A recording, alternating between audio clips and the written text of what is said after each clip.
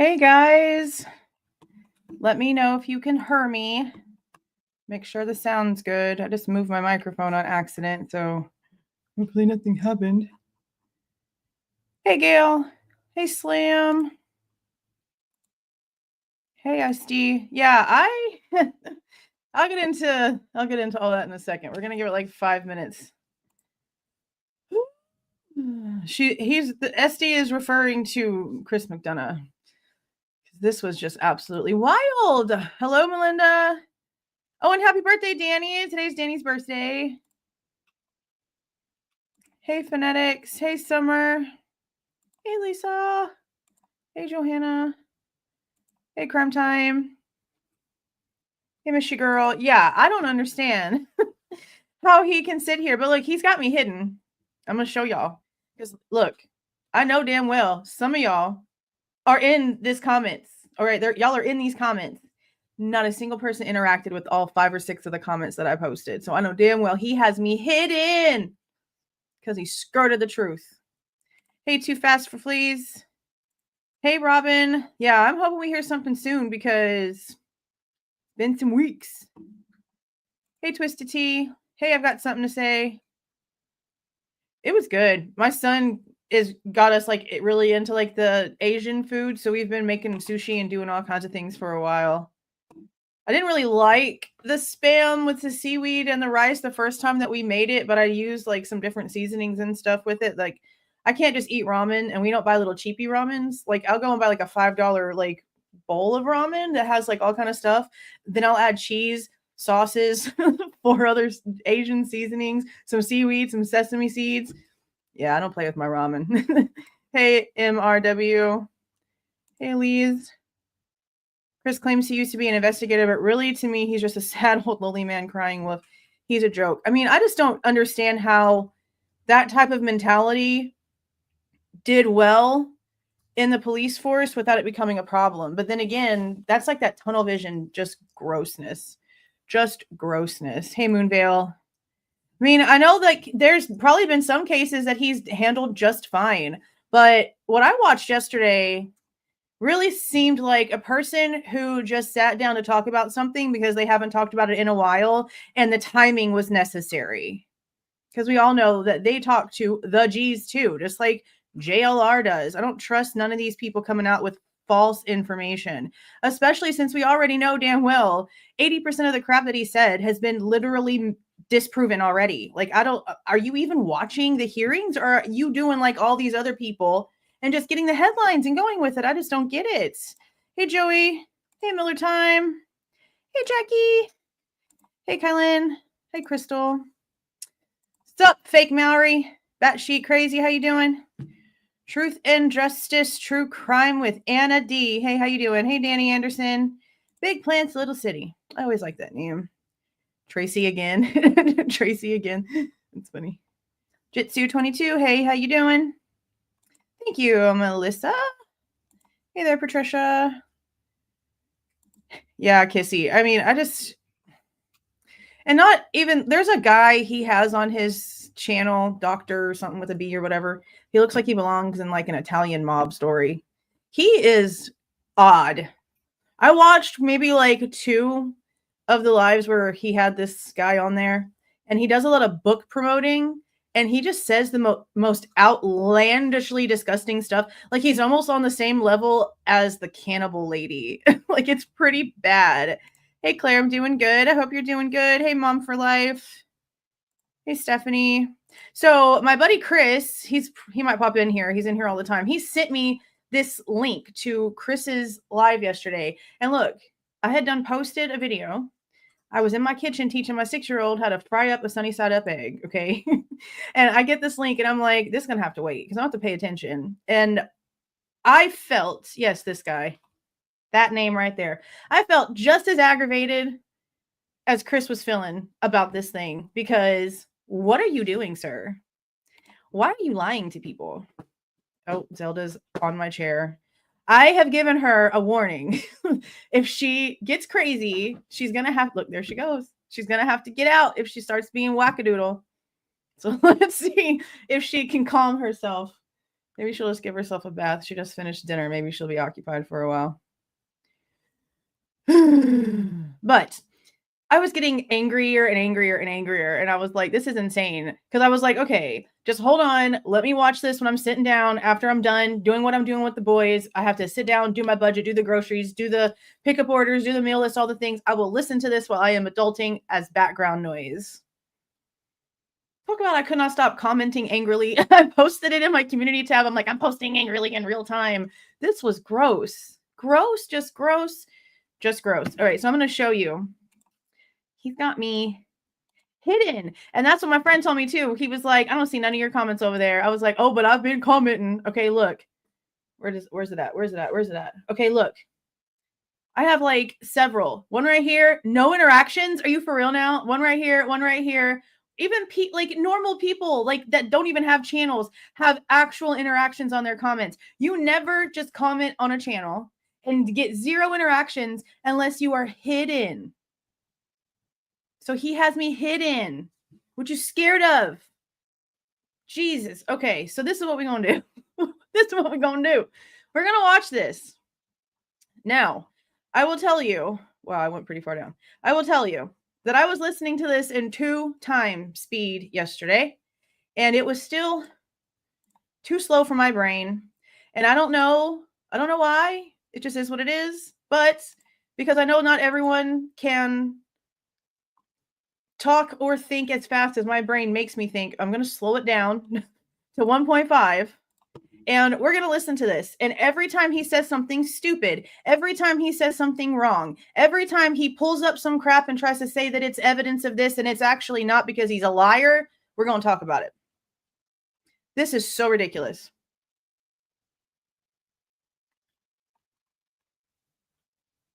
It's so ridiculous. I just don't get it. Like, I don't get it. And he even says that, like, he didn't really care to talk about this, that this is something that he basically just, like, pushed back to talk about later. I'm like, well, then if you really don't want to talk about it because you really don't have nothing to say, then why are you out here? Like, we come out and talk about it because we're trying to take pieces of things that we're hearing and trying to make things make sense. And he's just bringing up a bunch of crap that's already been proven to be false and trying to regurgitate it out there just as bad as that Fox 13 thing, guys. Like that Fox 13 video and this Chris McDonough video, they neck and neck in the fight of stupidity. Like it's ridiculous. It is so bad. But I've got my coffee. It's not my normal cup because it's dirty. But we about to start this.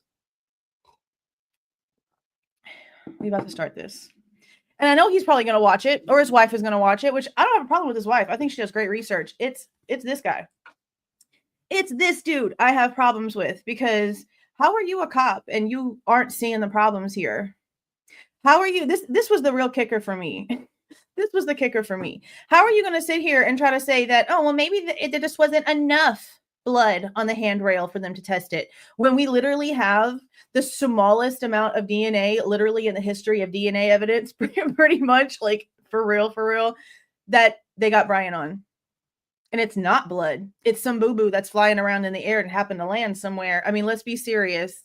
That's what you're going to say the excuse is for not testing the handrail blood and forgetting like the actual thoughts of the case here. It's gross. Super gross.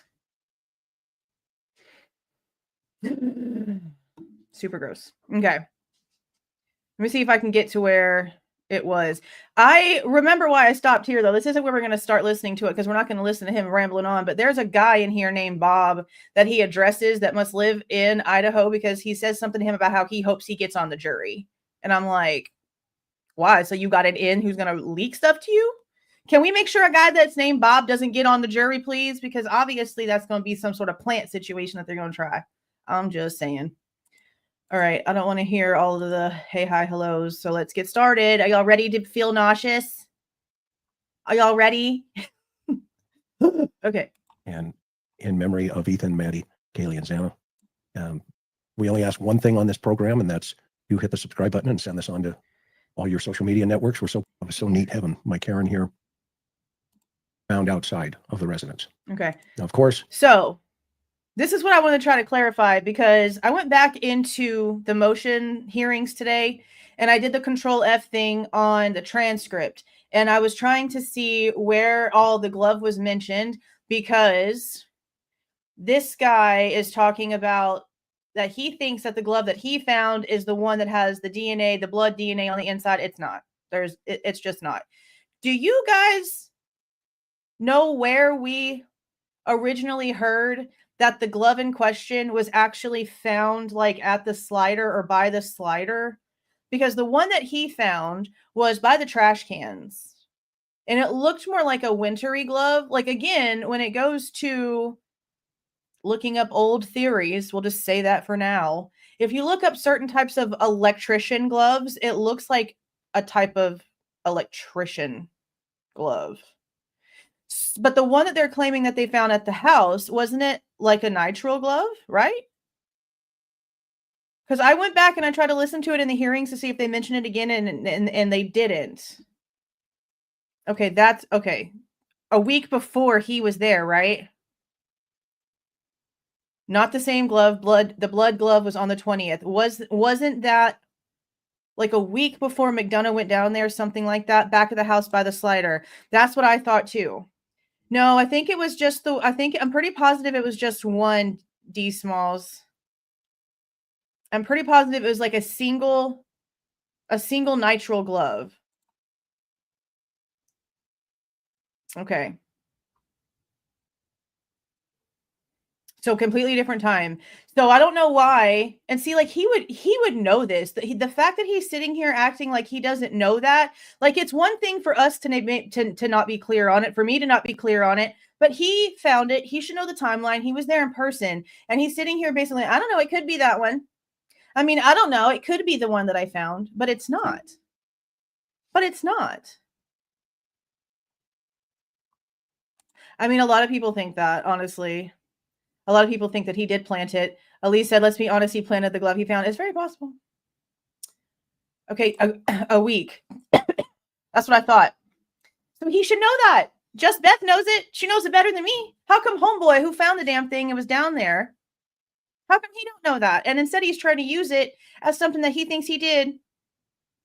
But you didn't. You probably found a glove that fell out of some investigator's pocket or somebody's pocket whenever they were moving stuff in and out the house to move the victim's stuff out of the house to go into evidence. And now all the things happened to all the things before everything got released back to the family. That's all you found, was a glove that probably fell out of somebody's pocket.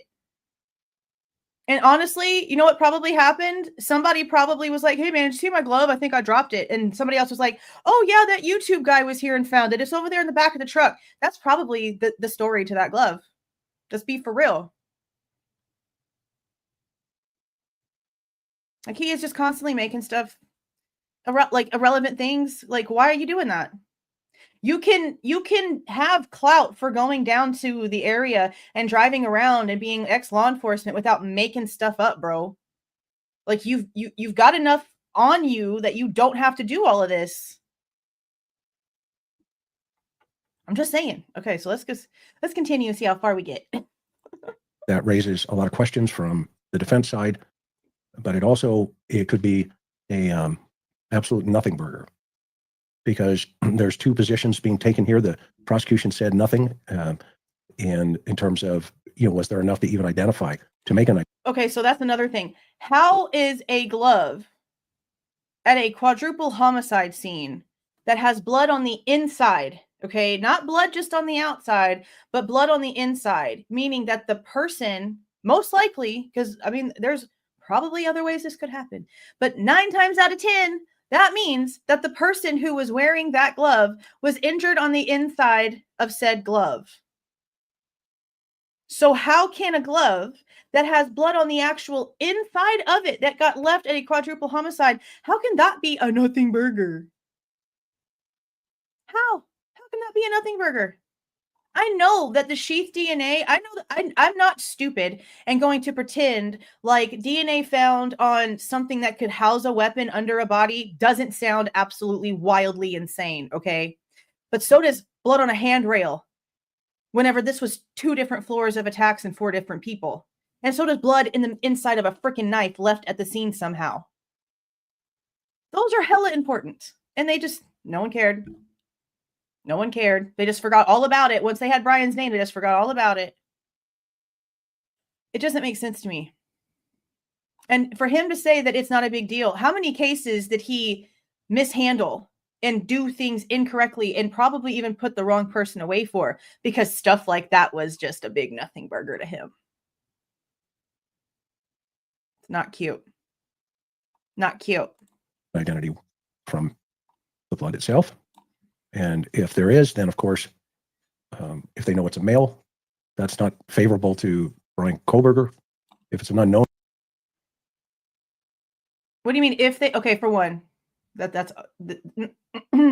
do you mean if it's a male?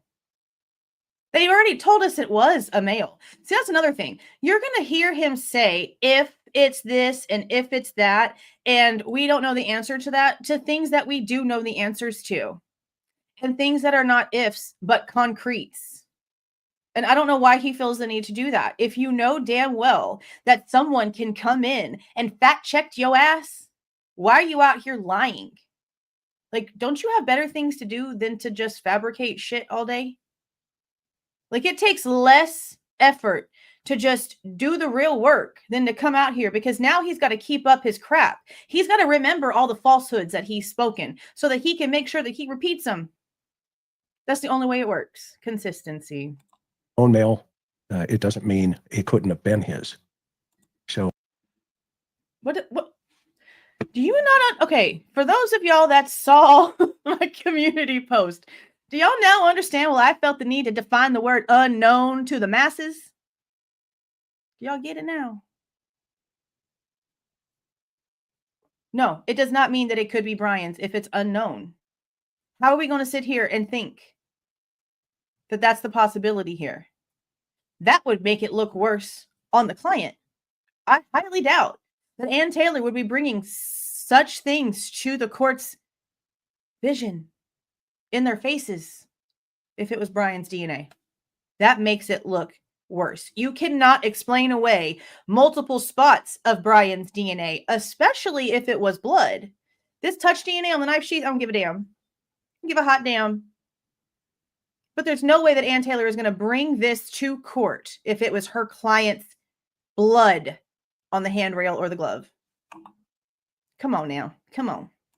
So the question, came up for Karen was, they mentioned the blood, the glove. And remember, guys, when we were out there, Karen and I, and as I was walking on that road out in front of the house, and you can see the curb there, behind the trash cans, I saw a glove.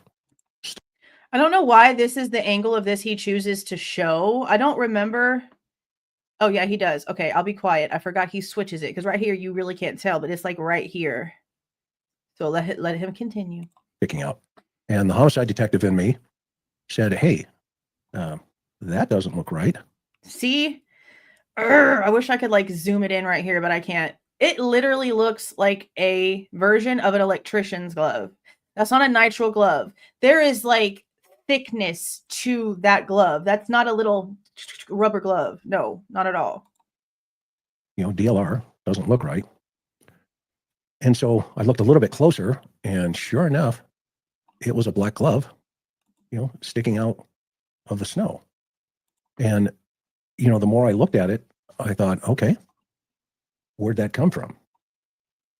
Now, do you see how like there's like a piece of it right here, and then there's like a gap, and then there's another piece of it right here?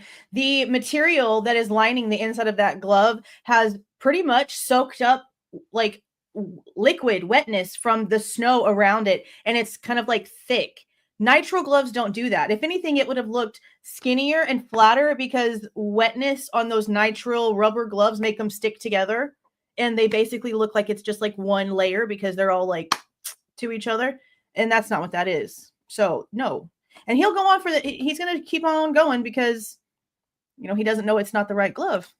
Oh, I don't know if this is the glove that they're referring to in Ann Taylor's argument to the court. So then why are you talking about it? You see what I mean? And I even put that in the comments. I'm not going to go look for my comments again. I even said that. I was like, so you have no idea, but you're sitting here acting like this is the one. And you're acting like this glove is so detrimental to Bryan Kohberger, but you're showing them a glove that has nothing to do with the glove that you're claiming is so detrimental to Bryan Kohberger. You see how like useless and this entire thing was? Just to make himself sound like he did something. But I definitely knew, in my heart of hearts, that this situation was, just not looking right. Right. I mean, there it is. You can. It's a glove. It's a glove. It's been how long since the crime? This fell out of somebody's pocket. It fell out of somebody's pocket. Moonvale gifted 5 memberships. Thank you. That's very sweet. Congrats to the guys who snatched those up. I know you have to have like your gifting things. Oh, and somebody commented that the reason why like me and people that have like older accounts, I think prior to 2014, that we're under some sort of like weird thing to where it doesn't allow us to turn on the gifting. I'm like, wow, that's crazy. Good to know though. So if you do have an older account, because I mean, I've been watching YouTube forever, so it shows that my account was active, I think in like 2014. Like I'm like just right there on the threshold of not being able to turn it on, which sucks, but just FYI. Okay. See it right here. And it's sticking out and there's some leaves over it. There's snow over it. So I didn't know, like probably the next person, if it had been there for quite some time, if it had been planted there or what the story was, right? Could it have been, another investigator dropped it, by accident? I mean, there was all kinds of theories. That's what it was, bro. That's what it was. You can act like you don't know, but bro, thoughts going on. In fact, people were even blaming me, for putting the glove down there as if I got, enough time in my life to go to jail for planting evidence. Aren't you retired? You got all the time in the world, baby. What you mean? Literally, the first thing that somebody said in here was he planted it. He dropped it there. Yep, probably.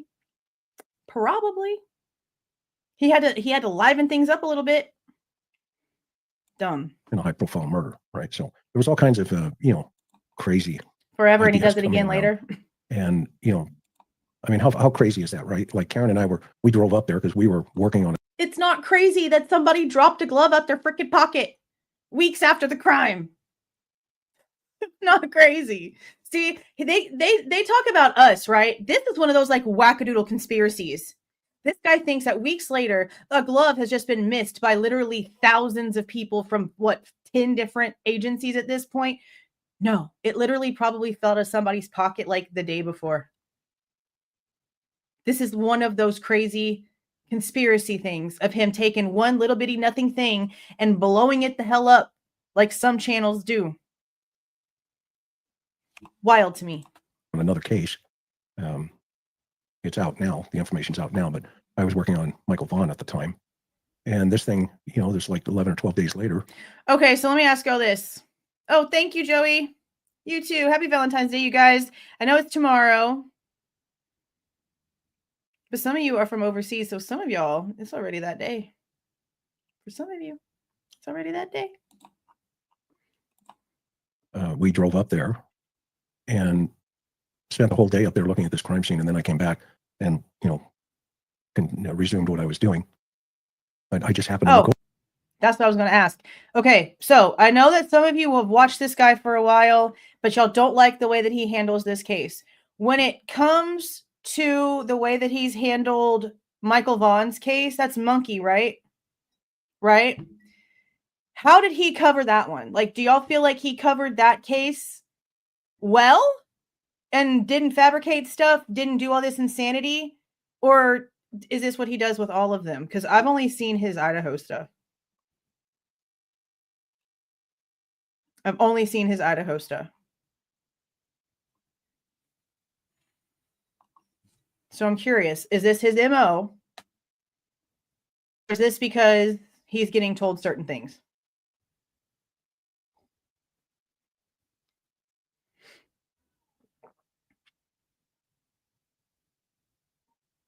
Oh yeah, I've seen thumbnails on his channel about him talking about Summer Wells. See, somebody commented that he did something really unfavorable when it comes to interrogating a minor about a certain case. And I'm told that there's proof of that out there. So I think that might be interesting to look into. Coercion ain't cute, but definitely says a lot about the psyche. Over and there's that doggone glove sitting there. And I thought, holy cow, I think these guys missed this. So there was a police car sitting out front. Remember, you guys probably remember, the car's how it was sitting here, the patrol car. And I called the officer over, and he walked over, and I said, hey, I'm a homicide guy, and that doesn't look right out in front of this house. And his words were, oh, wow. Okay. And he said, okay, I'll get our evidence folks over here, and we'll pick it up and collect it. I said, good idea. That's a great idea. And so that's kind of where we left it. And we kind of stepped away. Karen and I went around back behind the house. I started to I'm sorry, guys. The surrounding area and started to theorize within inside of my own head about, possibilities, etc. So now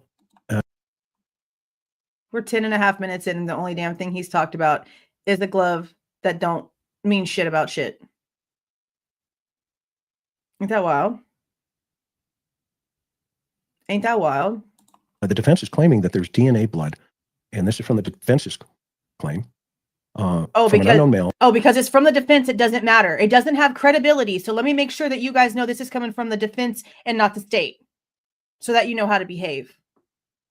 How ridiculous is this guy? Elise, thank you. I'm already getting started. Love me some coffee. My dad was supposed to come in, but he's not feeling good with his allergy, so he's got to wait till the VA gets it together and gives him his medicine. So he's going to try to come down in a few weeks when he's not feeling so bad. So we were going to be doing a Valentine's Day weekend thing with the dad, but I'm just going to have to figure out some other things now. Oh, it was found inside the home on a hand railing. They didn't really identify what hand railing. How convenient. How convenient. Something is going to maybe prove Bryan is actually innocent after all. How inconvenient for this situation. How convenient, because it's coming from the defense. This guy makes me want to puke. I'm so sorry, but he makes me want to throw up. Because the house is gone. Yeah, it sure It would have is. been really nice to go back to that hand railing and establish where they're talking about. Anyway, so she goes, there's another unknown male blood found inside the house, and another male's blood sample was found on a glove that police located just outside the home. And she said this in court a few weeks ago. So Karen and I both looked at each other and went, you think that's the same glove? And we don't know. That's the bottom line. We just don't know. It's not. Now, what I want to talk about tonight is this question on, let's talk about, this other, or these two other blood areas. And what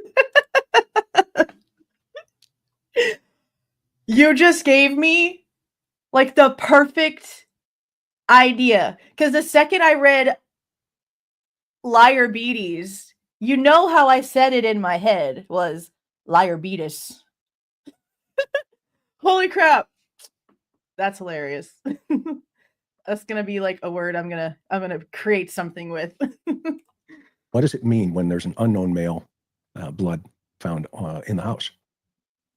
Well, it means a couple of things. One, it could be another person, or it could be the same person, and there's just not enough to test it for further DNA, or it's been, compromised.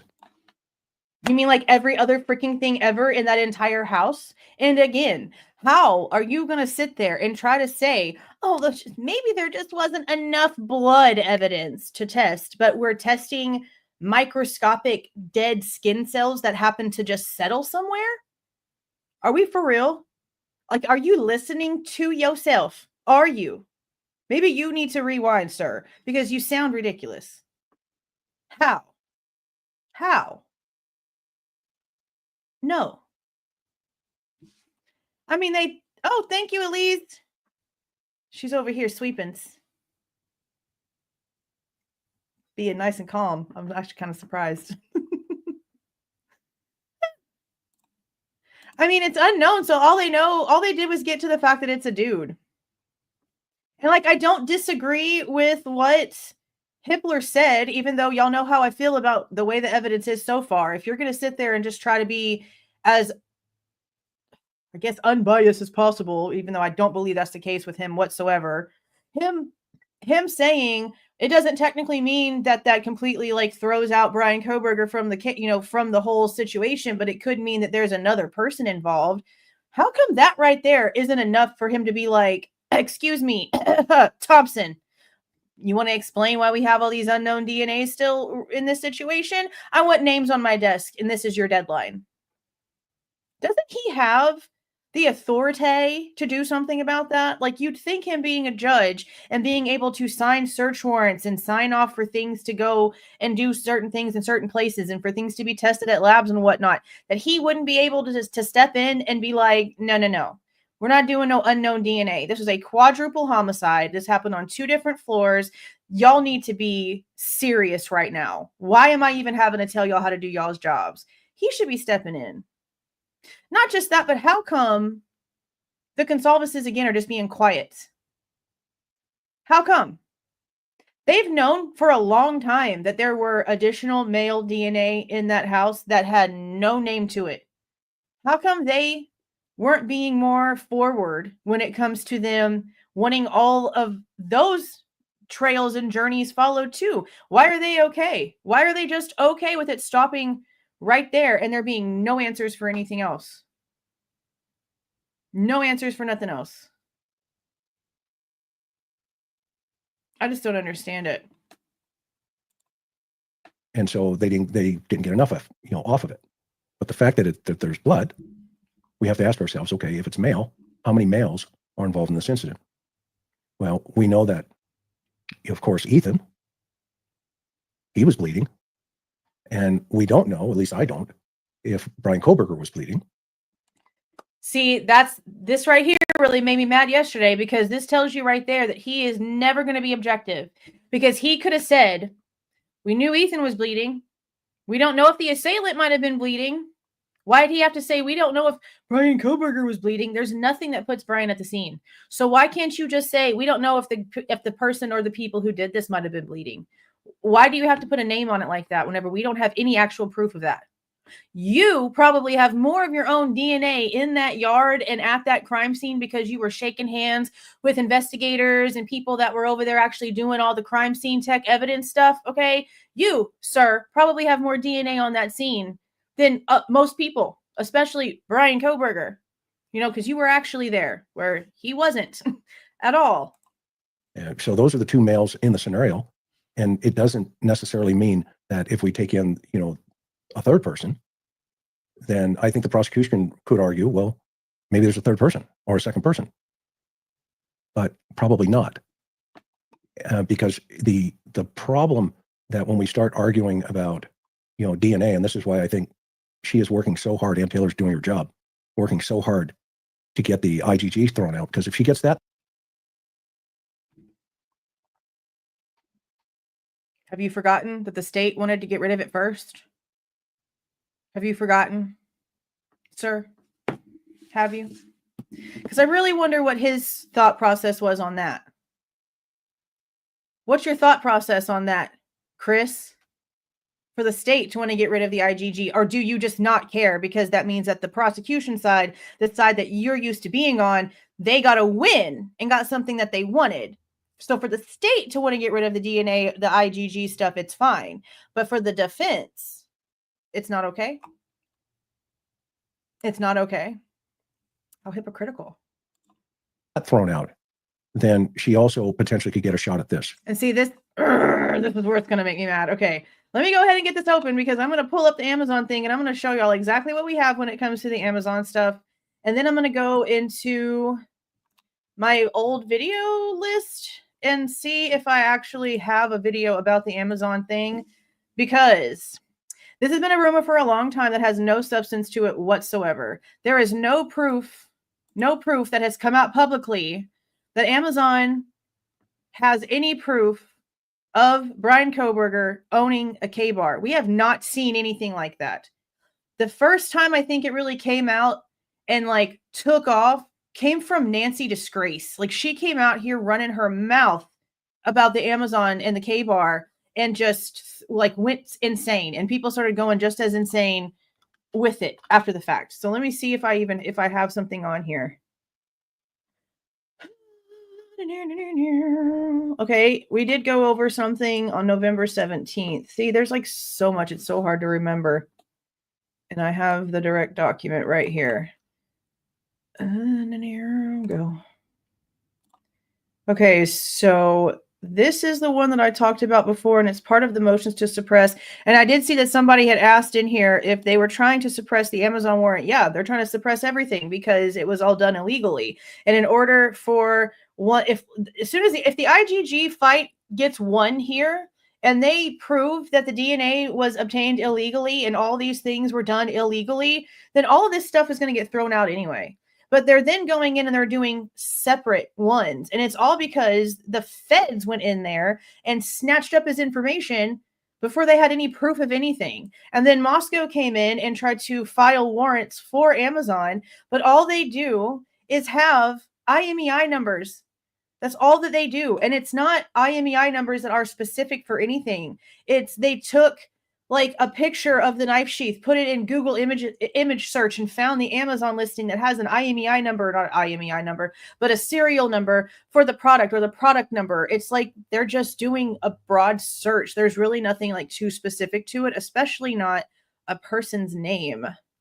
Now, this one, I have the video titled Amazon information was illegally obtained by the FBI, but I think that that's basically like all it was really talking about. It doesn't actually mention anything about there being anything regarding a knife or any proof of a knife.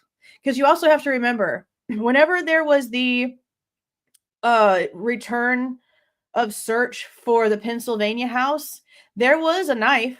It was listed as the first thing. So when everyone saw that, everyone was like, oh my God, they found a murder weapon. Oh my God, they found the knife. No, it wasn't. It was just a normal old knife. Had nothing to do with being a K-bar whatsoever.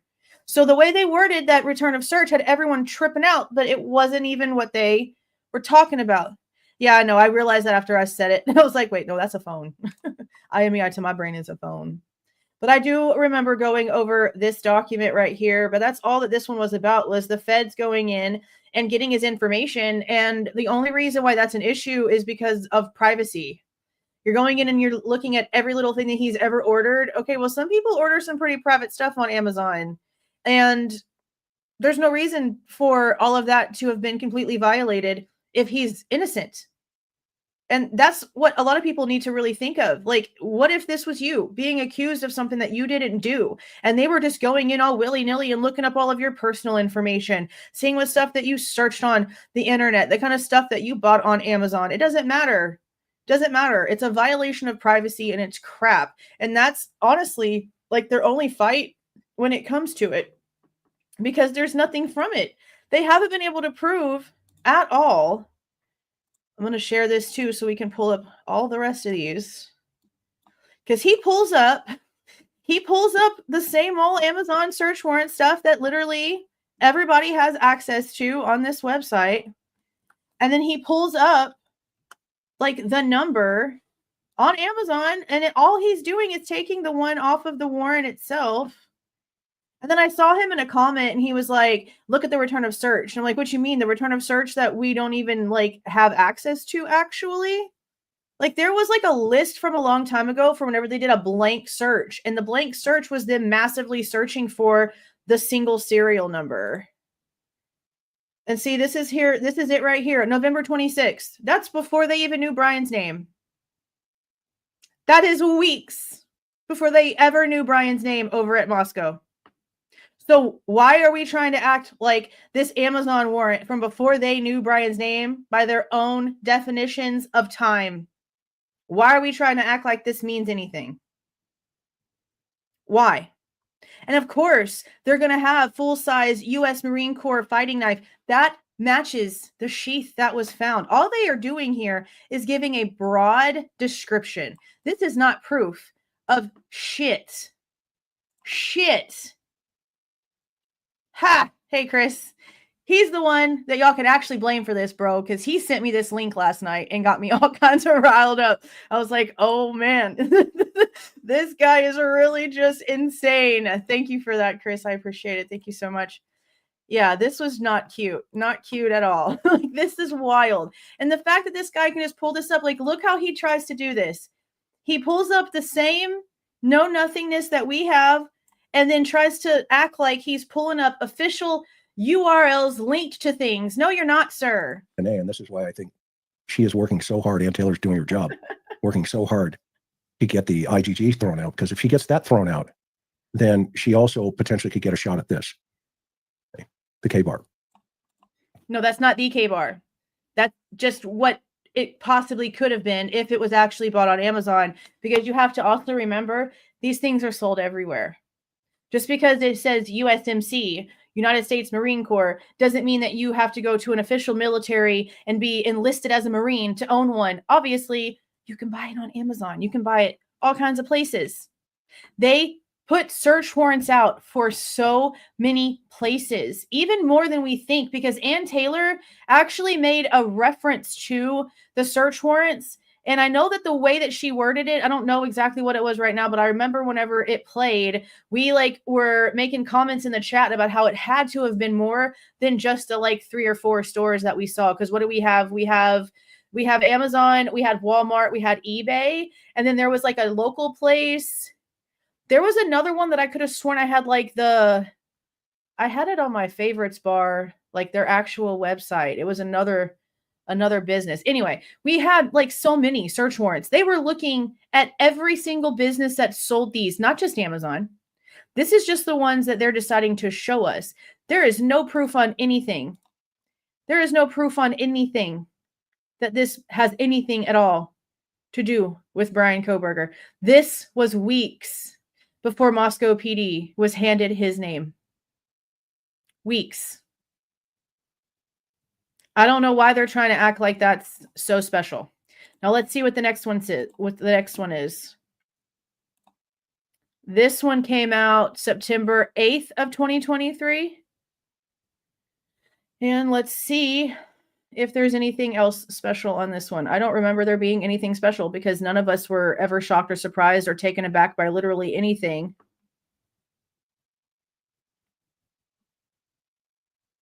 Maori. Signed on July 5th. But this goes back even further. So on May 8th is whenever, and see, May was the grand jury situation. So this right here was basically, in my opinion, the local police department trying to scramble and get the search warrants that Moscow PD needed, because the federal paperwork is the only paperwork that anybody had, which is why Ann Taylor is now fighting off all of the illegal searches that the feds did, because all the Fed paperwork went to the federal grand jury, and the federal grand jury failed to indict Bryan Kohberger. And then the state grand jury happened. And remember, Logsdon told us then there was at least 6 people on that grand jury that had issues, that needed more information, and there was no more to give them. That's why I said I would really like to know, for the 6 people that apparently had questions on this, what tipped the scale? What tipped the scale to where they ended up being able to actually indict him at the state level that time around with 6 different people asking questions? That's a lot of people that need more information. But then again, Richard Allen literally was indicted for murdering Abby and Libby based on, yeah, his voice sounds close enough. Let's be for real. That's exactly what happened here. So this was done by Douglas. Actually, no, this was done by Maori, not the fake Maori, but the real one. And it was obtained on May the 8th, served on May the 10th. And look who got it back. Maori didn't get it back. The feds are the ones who ended up getting the information, even though Moscow was the one that asked for it. And then the guy that asked for it got the information sent to him by the guy who got it. So why didn't Maori get this first? Why did it go to the Fed guy? If Maori is the one that asked for it, that doesn't even make any sense. And I know that right here, it shows obviously that they're trying to look for Bryan Kohberger's account. But don't you think that if he bought a knife on Amazon and they knew that, they wouldn't have waited until what date? May 8th to get the search warrant information? Are we serious? This isn't even something they can use as evidence against him. They waited how many months to do anything? So even if there is something that comes of this, which I don't know why McDonough is trying to say that there's some sort of return of search with information on it, because there's not. We know that there was an extension, which is another thing. They sent this off and Amazon didn't even get to it right away. Amazon ended up taking way longer than what they were supposed to take. And so they ended up having to file an extension for the return of search to even been submitted. So how are we supposed to believe that there's anything in here that's accurate or good or worth a crap? And see, then we jump right into the motions to suppress. So I don't know why he's in there literally lying to people. He is in the comments telling people, oh, look at the return of search. It says right there. There's the proof. What return of search, sir? Please, I beg you, if you have it, put it out there. Don't just keep it to yourself. You can't, because it doesn't exist for you. He's lying. He's lying. I don't understand the reasoning for lying.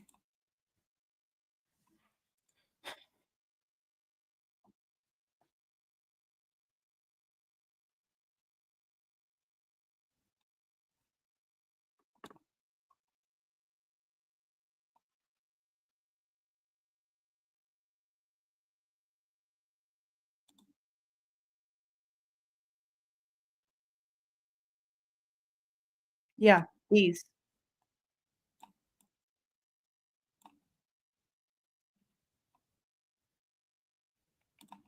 No, duh. Because they knew what they found and what they needed to look for. And they knew that they couldn't just give Amazon blank nothingness. They had to be specific. So they went in and they found the ones that matched the closest, the ones that match exactly to the sheath that was found. Of course it matches. See how he's trying to word things and make it sound as if it means something when it really doesn't. He has been doing this for a very, very, very, very, very long time. That's why he can sit here so comfortably and just lie. And it looks effortless. Looks effortless, doesn't it?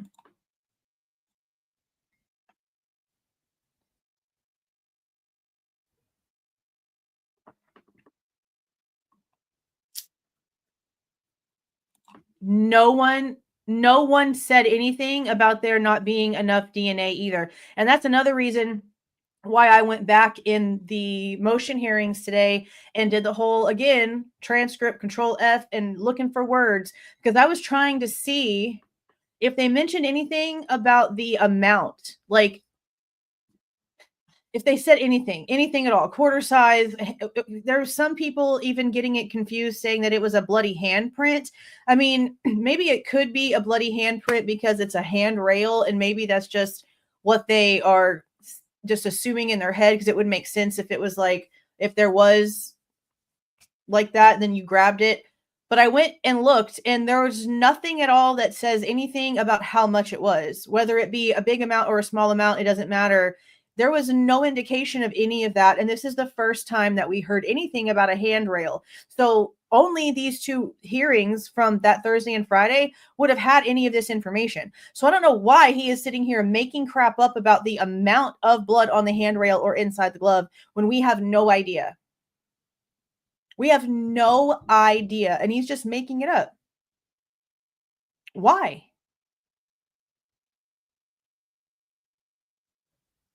I don't get it.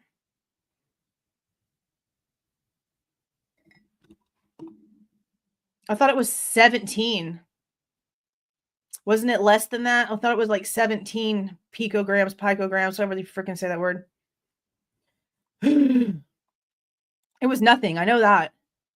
Like I said in my video at Burger King, I had more of those Burger King employees' DNA on my burger wrapper than there was DNA on this knife sheath.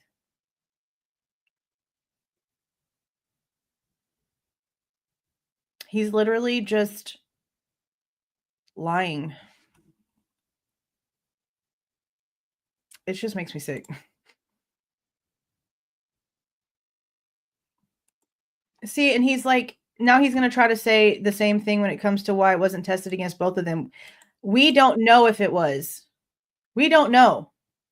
I would hate to think that they allowed it to remain unknown DNA and it could be Ethan's and it could easily just have like not even been considered. Now these people are dumb, so it's very possible, I guess. But I don't feel like that's the case because again, why would that even be being brought up unless it could be used for something? And it being Ethan's would mean that it really couldn't be used for anything at all. So it wouldn't even be relevant. It wouldn't even be a subject. It wouldn't be a subject at all.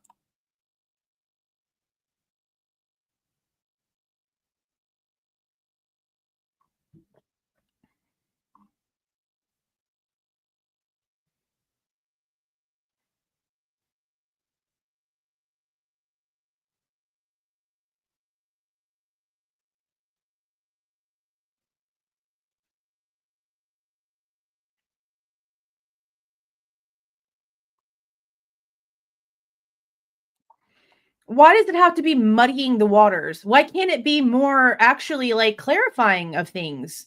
Like how crappy this investigation is and how literally nothing leads to Bryan Kohberger and how we have additional male DNA in a quadruple homicide crime scene.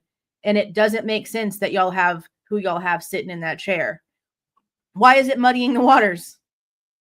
That's not muddying the waters. It's just you don't want to admit that shit don't look too promising for the way you want this to go, that you've probably actually been wrong this entire time.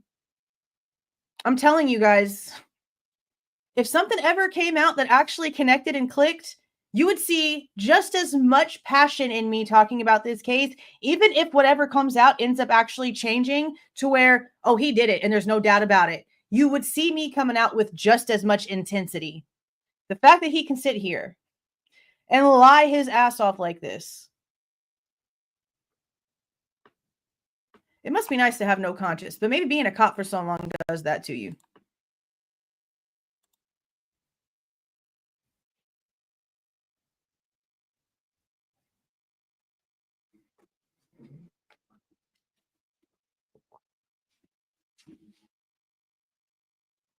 What legs, bro? What legs? Prosecution is Lieutenant Dan. Okay, let's be for real.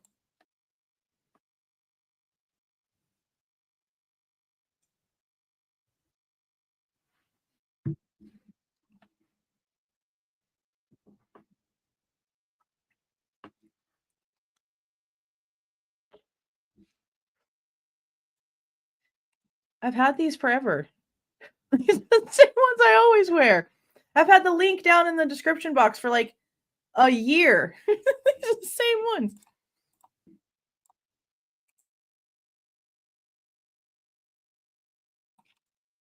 And they're loud, bro. These things is loud, and they weren't even expensive. Like I put them like all the way over here on my shelf. It's like 4 feet away from my head, and I turn it all the way up, and I can listen to stuff just fine without these even on my face. They are loud. They are loud.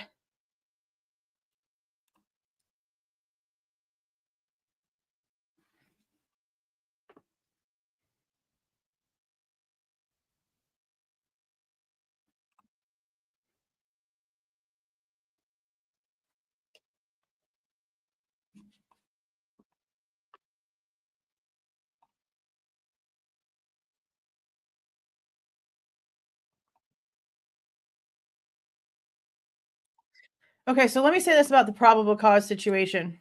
Oh, someone's going to bed. Night, Joey. Let me say this. I don't disagree with this statement because at the end of the day, Bryan Kohberger's DNA was at the crime scene, and Bryan Kohberger and his defense team are not fighting the fact that it's his DNA. So it is probable cause for something. But whenever you have to fabricate everything else and that DNA thing is literally all you have, is it probable cause to bust into his freaking house at 3 o'clock in the morning or whatever freaking time it was in the middle of the damn night, scare the shit out of his family with military grade vehicles and insanity and act like psychopaths stalking him for weeks? Is it whenever all you have is the sheath DNA and y'all know damn well how DNA works because you're the freaking feds? Is it probable cause for all of that crap whenever nothing else put him there? but something so minuscule. I don't think it was probable cause for any of the insanity that actually ended up playing out.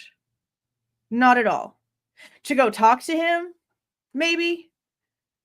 To go and talk to him. To go and interview him. To maybe ask if you can actually maybe swab him. Like to maybe just get a search warrant for his DNA, just like period, point blank. He was there in the vicinity of you forever.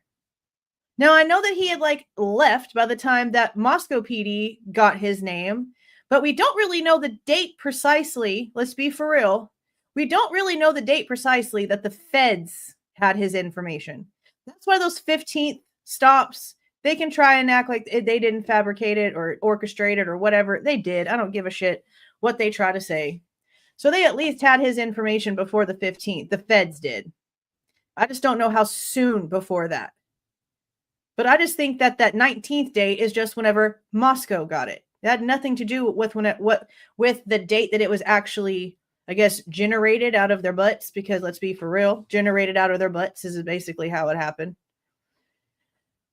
Yeah, I saw that it was on the wrong thing, but he's just basically just lying some more. I mean, you're not really missing much. I'll go back a minute. Excuse me, I apologize.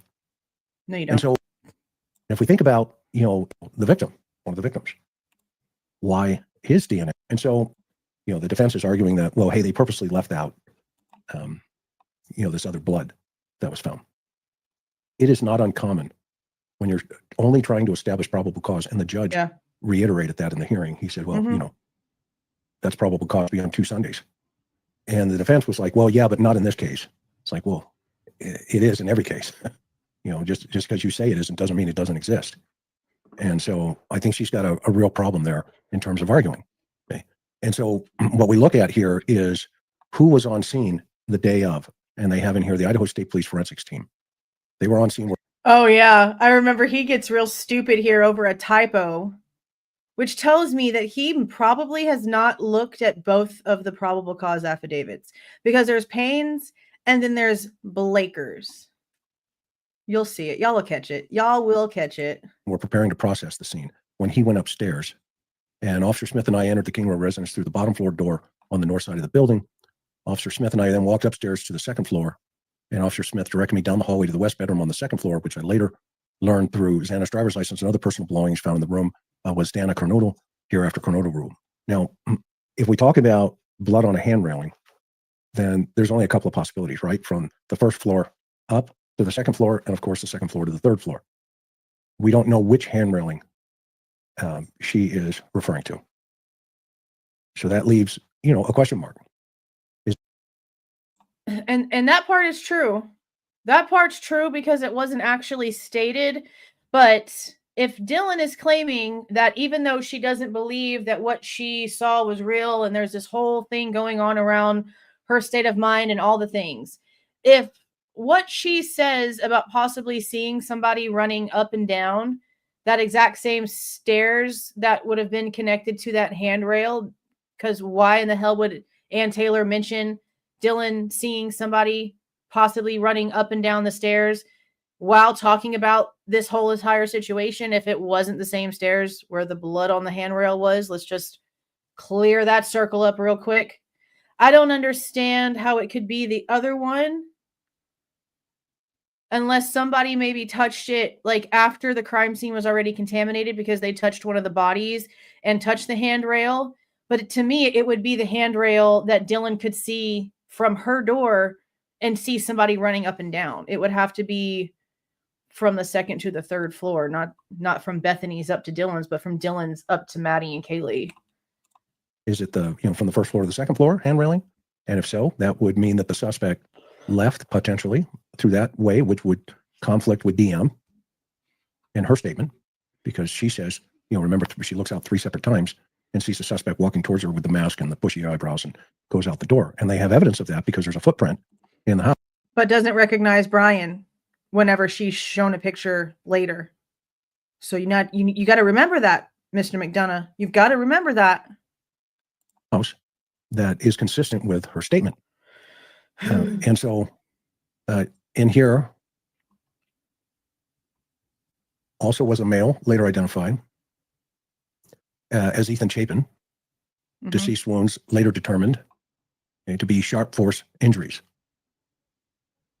Okay. And then I followed Officer Smith upstairs to the third floor of the residence. The third floor consisted of 2 bedrooms and 1 bathroom. The bedroom on the west side of the floor later determined to be Kaylee. I later learned from review of Officer Noon's body camera there was a dog in the room when Moscow police officers initially responded. So there was a dog, and that's going to be probably the best witness in this case. Because remember, there's dog hair over. You mean the one that can't talk, doesn't speak English? Can't talk, doesn't speak English? How is that the best witness in this case? Just because there was a dog in that house doesn't mean anything. And you know what he's going to say here in a minute? He's going to go back to some old bullshit that's already been proven incorrect. Incorrect. You know what would be freaking fantastic for Elon Musk to actually work on with all of his robotics and brain chips and ish, okay? He's worked on brain chips that can be implanted into the back of the, like in the top spine, like right underneath, like where the neck and the spine meet. And it's helping people that are paralyzed to walk.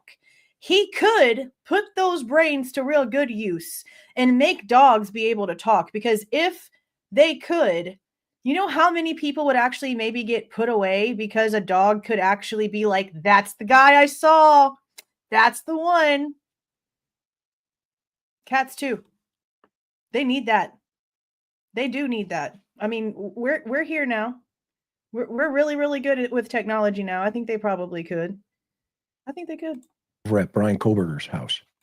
Oh yeah, let's not forget that piece. Going to be body camera. There was a dog in the room when Moscow police officers initially responded. So there was a dog, and that's going to be probably the best witness in this case. Because remember, there's dog hair over at Bryan Kohberger's house. Okay, let's not forget that piece. I'm going to try to find that.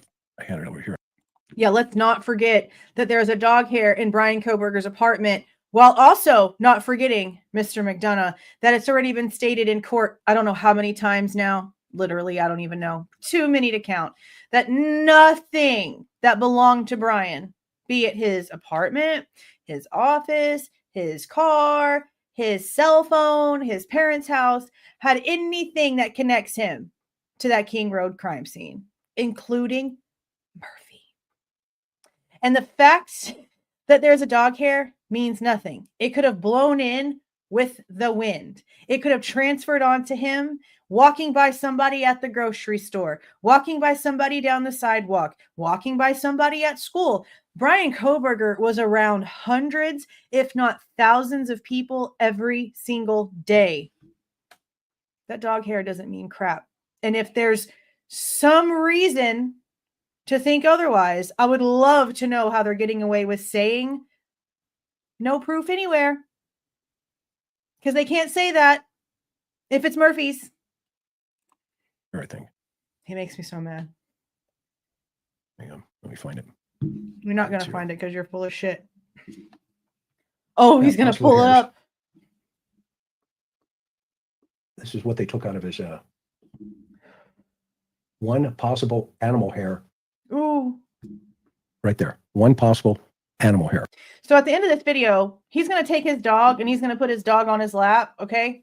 Let's just say he got a wild hair up his butt for some ice cream and decided to go run to Walmart right after this live to buy ice cream. And in doing so, he passed up a bunch of people. And as he's walking by them, his dog's hair transfers off of his clothes, his pants onto these people that he's walking around Walmart.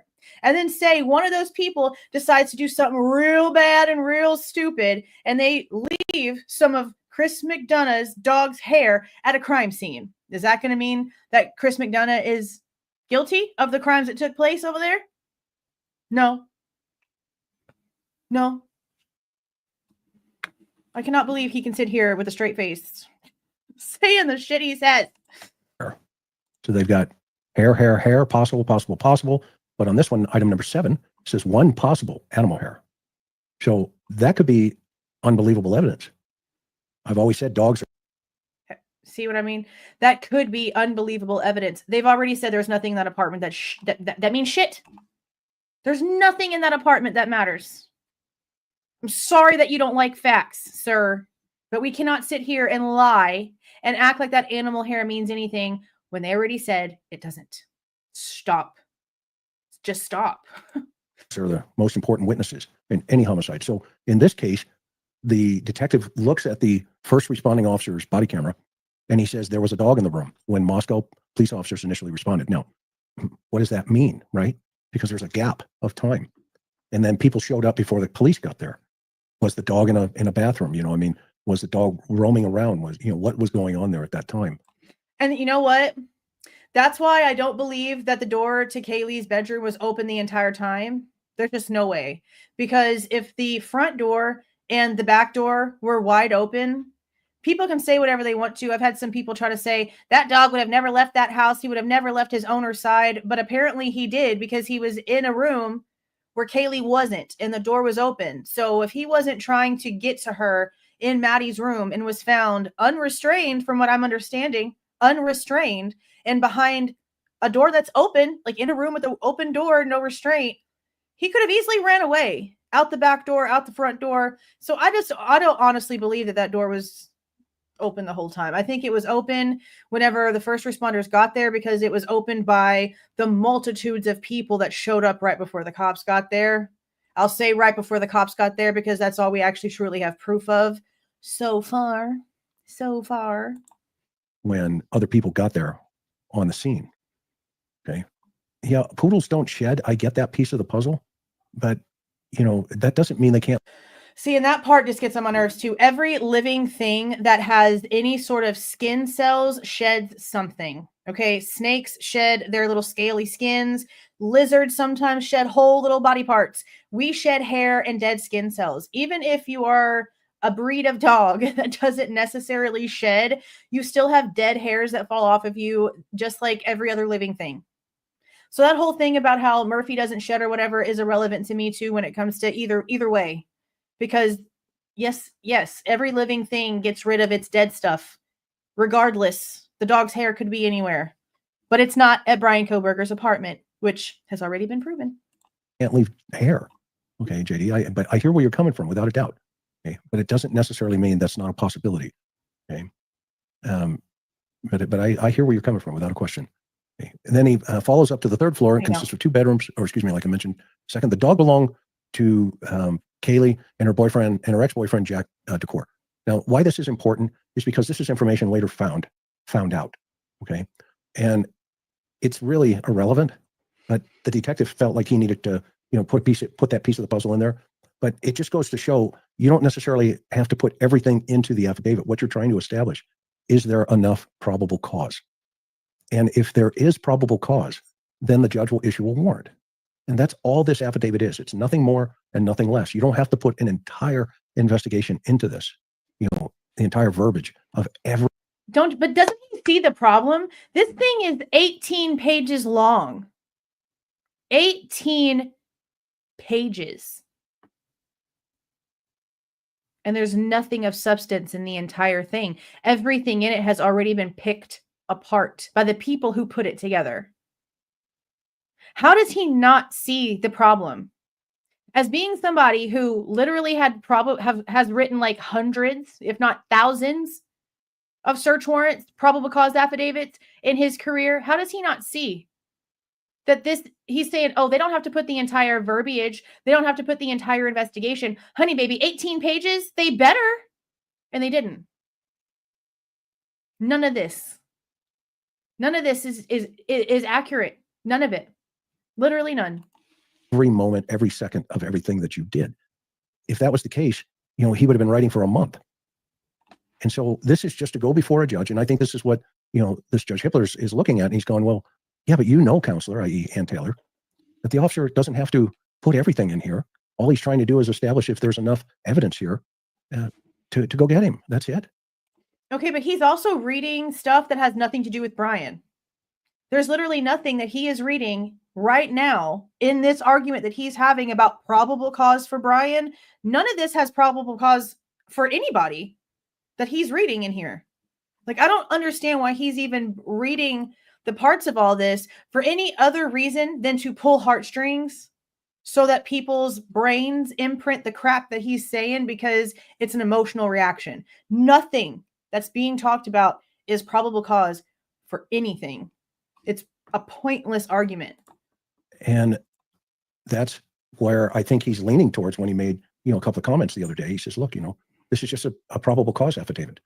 And if the officer left out, the state left out that there's 2 other blood spots over there, well, ask the prosecution. And Thompson came out and said, hey, we didn't have enough to test it. There's not enough there to keep going. All right. When did he say that? When did he say that? Because I will gladly find it and be like, okay, they did say that it wasn't enough to test, but there's no way that you're going to make me believe that you could test little bitty pictograms or whatever the shit, picograms. There's no way. But you can't test blood. There's no way. See, I know you've been paying attention from day one. I swear he's never said it. So that he just make this up? Did he just make up Bill Thompson stating that? Because I'll find it. I'll pull it up if it's true. I don't recall them ever stating anything.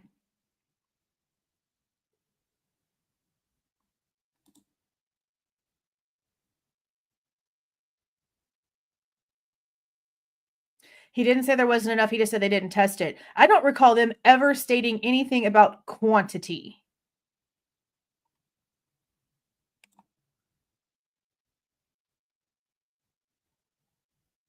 Yeah, you can test. If you can test what they're claiming that they tested on the knife sheath, they could test literally anything else.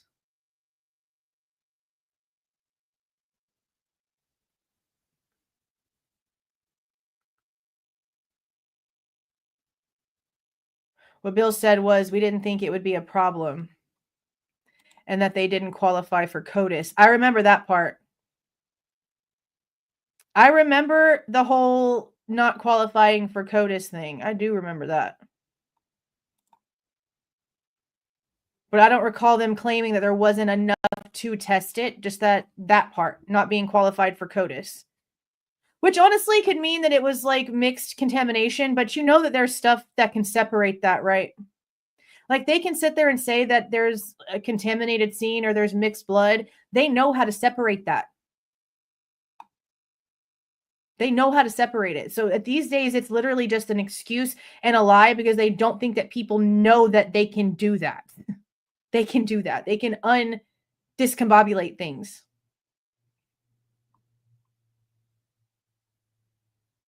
He just made up a whole statement. Never even happened.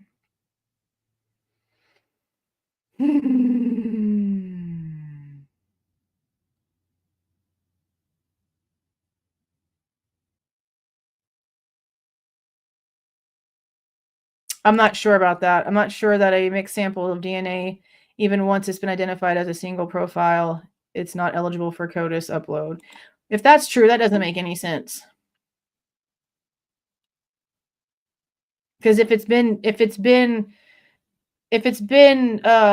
what's the freaking word that my brain is trying to come up with? If they've been able to locate the single profile, I don't see why it can't be uploaded to CODIS. That's what the science is for. That's what the science is for. I'm going to have to look. I mean, I believe you. You always looking this stuff up. But there's some laws going to have to change on something. We've got the technology. I'm tired of them acting like we don't. However, this is a problem right here. As I entered this bedroom, and this is page 2 out of 18. Exactly.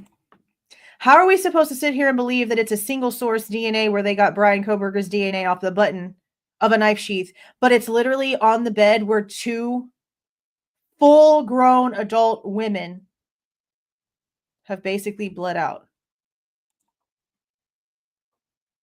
That doesn't make sense. I could see 2 females on a single bed in the room. Both Kaylee and Maddie were deceased with visible stab wounds. I also notice he didn't put their positioning. How are they positioned? Because that still has nothing to do with probable cause, home skillet. Still has nothing to do with probable cause. And yeah, he might have not had to put it in here because, oh, that's not relevant. How is any of this relevant to it being about Bryan? It's not. It's not necessary right now. the photographs, the videotapes, the autopsy reports, all of that will explain what's going on. Here, he just needed to put in there were two victims, they were both females, and they were both in a single bed. Okay? Both were deceased with visible stab wounds. That's it. Less is more. You don't have to clog up the... This is 18 pages, honey. What you mean less is more? You are basically acting like this is the Holy Grail, and it's 18 pages of nothing. What do you mean less is more? Make up your mind. Make up your mind. Thought process for the judge. Make it simple. In fact, they used to say, KISS, right? Keep it simple, stupid. KISS. And that's a true statement. Okay? I also later noticed what appeared to be a tan leather knife. Notice he didn't say, I first noticed it. So maybe as they were processing, somebody points it out and says, hey, look over here, because they couldn't see it maybe until they... Let me just go ahead and pull this up now. This is part of the comparison of the Blaker and Payne PCAs that I'm doing. So I'm just going to show you all this right now. Most of y'all know this already. Okay. So Blaker's, this is Blaker's. The one that McDonough has up right now is Payne's. And Payne says, I also later noticed what appeared to be a tan leather knife sheath laying on the bed next to Mogen's right side when viewed from the door.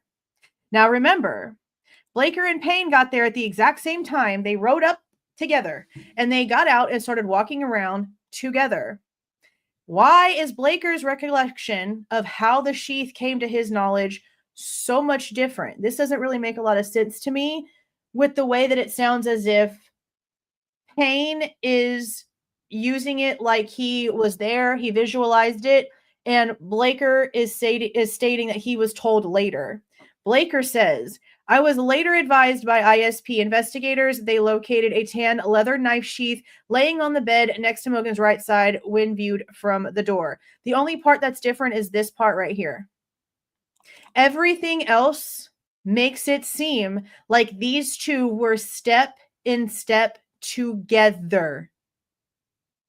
So if they were in step together, if they were going from room to room together, the way that these two things literally lay out their steps, then why do we have two different stories? It doesn't state Officer Smith then took Detective Mowry or Sergeant Blaker this way, and Nunez took Payne off to this way, and that's where the journeys are no longer together. These things are written as if they were written by the same person with very, very, very, very little bitty changes. So I've never liked the fact that the recollection between the two detectives that were walking the scene are different from that. To me, they should be the same. They should be the same.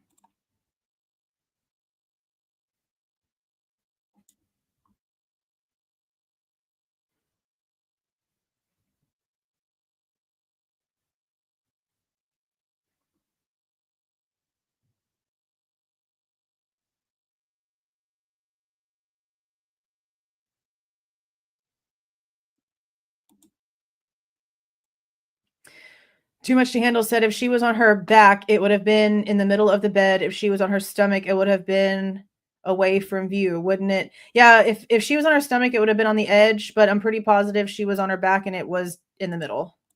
He shows, I think he shows it here in a second.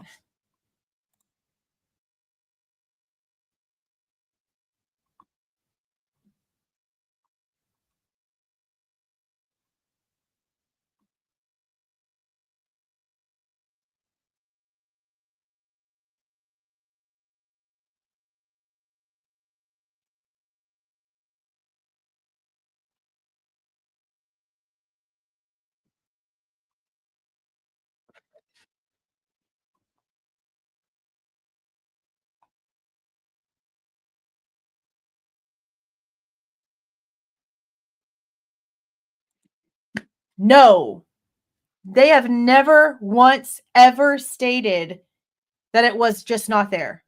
They've never said that. So right now he's making things up, trying to make the defense look like they're crazy the way that they tried to make Richard Allen's defense team look crazy. He's making shit up. I know that she has used the word planted or whatever, but that doesn't mean anything with the way that he is putting it right here. He's trying to make his entire audience believe that Ann Taylor is claiming that it wasn't there at all. They've never said that. She did use the word planted, but she has never said that the knife sheath was planted, has she? She's only said that they believe that the DNA itself was planted. See, that's why I don't like StreamYard. You'd think that whenever I switch tabs, that it would switch tabs, but it don't. Recently, I didn't even know there was a terminology called, crime scene absorption. And I've been doing this a long time. So we still continue to learn. I had a different idea, but he had a terminology for it, which, by the way, if you haven't noticed, the sign back there says "We Work for God." Vernon sent me the sign. It's by my guitar. I got it up on the wall. Very honored. Very honored. We're going to have him back too one day. Not long. Okay. So anyway, the sheath was later processed. Again, this goes to time frames, right? It doesn't have to be that moment. He's not describing the exact moment. He's putting into this affidavit pieces of the puzzle, bits and pieces of the puzzle. And the defense would have you believe that, no, it's not there. So therefore it didn't happen that moment. Well, yeah, it could have. It very well could have. Very well could have. See, so that, to me, he's trying to state that the defense wants people to believe that the first walkthrough, it just wasn't there. And it had to have been the cops at the scene that put it there. That's not at all what the defense is trying to claim, at least not how I am understanding their argument. Granted, they have to be careful because of the gag order, but that's not how I'm interpreting Ann Taylor's argument. Again, that's just me. But I don't recall her ever trying to state that the knife sheath wasn't on the bed the whole time. I don't recall that at all.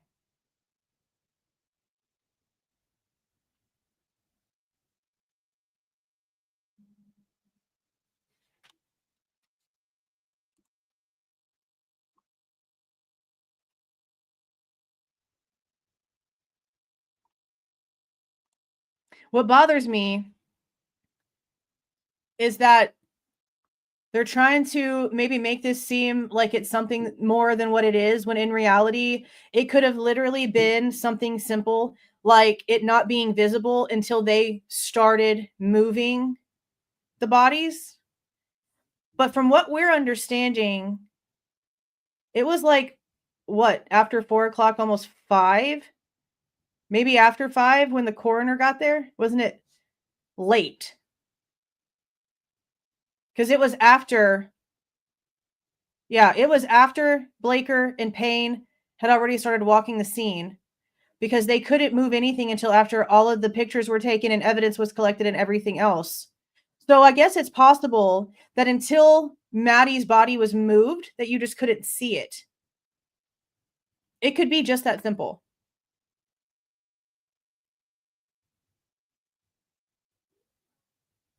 Yeah, they made her stay outside for a while. Yeah, that's what I'm saying. Like it was just literally like under her leg to the point where you couldn't see it. So he's trying to take the way this is written and trying to state that the defense is claiming that it wasn't there at all and that it was put there after the fact. That's why it says this stuff. I don't recall that ever being what she's trying to claim. So he's out here putting a false narrative on the defense argument for no reason. For no reason. Yeah, she's seen everything. Hopefully, everything.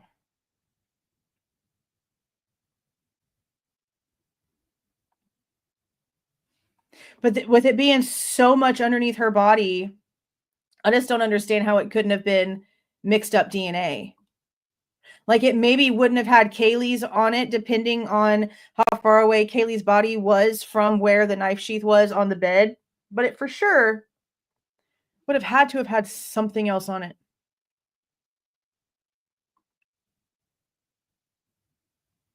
I don't know.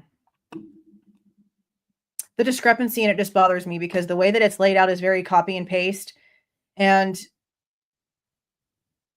it literally sounds like they're walking together because they go through Xana and Ethan's situation And then they go up the stairs, and the whole recollection about, oh, he pointed out this bathroom and he pointed out this and this was pointed out. All of that's the same. So you would think that them experiencing the knife sheath would be the same, in my opinion. The sheath was later processed and had K-Bar USMC and the United States Marine Corps Eagle Globe and Anchor insignia stamped on the outside of it. See, I don't think he even knew that at the moment. It was collected. Because he said it was later processed, and then he describes it. I mean, I don't see why he wouldn't have known, unless it was so covered in red stuff that you couldn't see the symbol on it.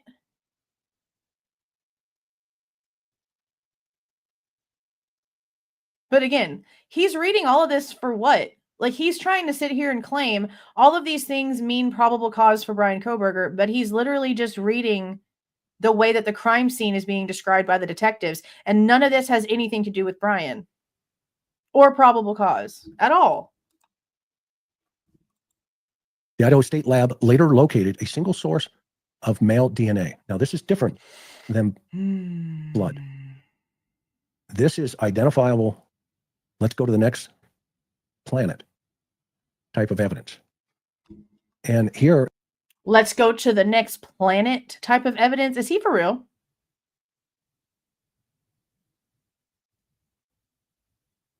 I really feel really bad for the people he came across in his career.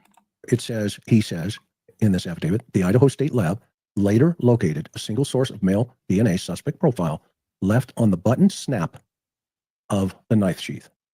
Now, if we look through, where is he talking? Okay. He's talking about the button right here on this example, on the snap, and it's a single source male DNA. Okay. And look, he says it, and then he moves on to the next piece. As part of the investigation, numerous interviews were conducted by Moscow police. Now, Ann Taylor's making a big deal about, well, yeah, but you didn't talk about the blood on the handrail, and you didn't talk about blood on the glove outside. Well, the judge is going to probably weigh into that and probably go, well, it wasn't necessary, and that's what he already did. He kind of hinted to her was, well, you know, this is a lot of probable cause just on this. Meaning, how are you going? Michael gifted 5 memberships. Thank you. That was very sweet. Thank you so much. Congratulations to those of you that end up getting those. To get out of the thought or the fact that your client's blood, or excuse me, your client's DNA is on this snap.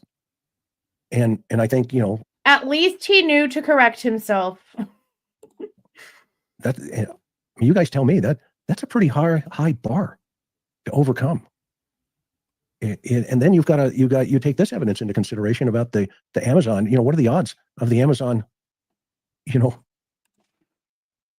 show me your proof, Mr. Show me the odds. Show me the proof that you're using for those odds. You can't, because there's nothing there. There's nothing there. Number lining up with the very type of knife sheath that they discover in the crime scene. What are the odds of that? And if we say, well, you know, he was framed. Okay, well, how? How was he framed? Meaning, you know, if there's 2 people involved in this, well, why didn't one guy take the 3rd floor and the second? I mean, we can hypothesize for 100 years. Why didn't one guy take the 3rd floor while the second guy killed everybody on the 2nd floor? How do you freaking know that that's not exactly what happened? What are you talking about? What are you talking about? I've already came out, I don't even know how many times, and said, there's no freaking way in hell this is a 1-person job. You're not going to sit there and make me believe for 1 second that Home Chick heard all this shit going on, that there was movement upstairs, that Xana had a freaking DoorDash, there was proof that she was on TikTok. All these things are going on, and nobody called for help.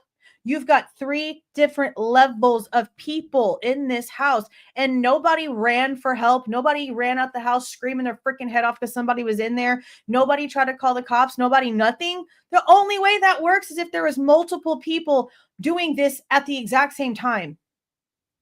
There's no other way this works. This guy makes me want to literally just everywhere. You know, if there's 2 people, why both go up to the 3rd floor and then both come down to the 2nd floor? Who said that's what happened? Who said that's what happened? He is making up the biggest ridiculousness.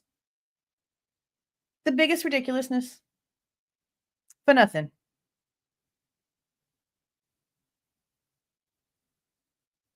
I can't. And kill.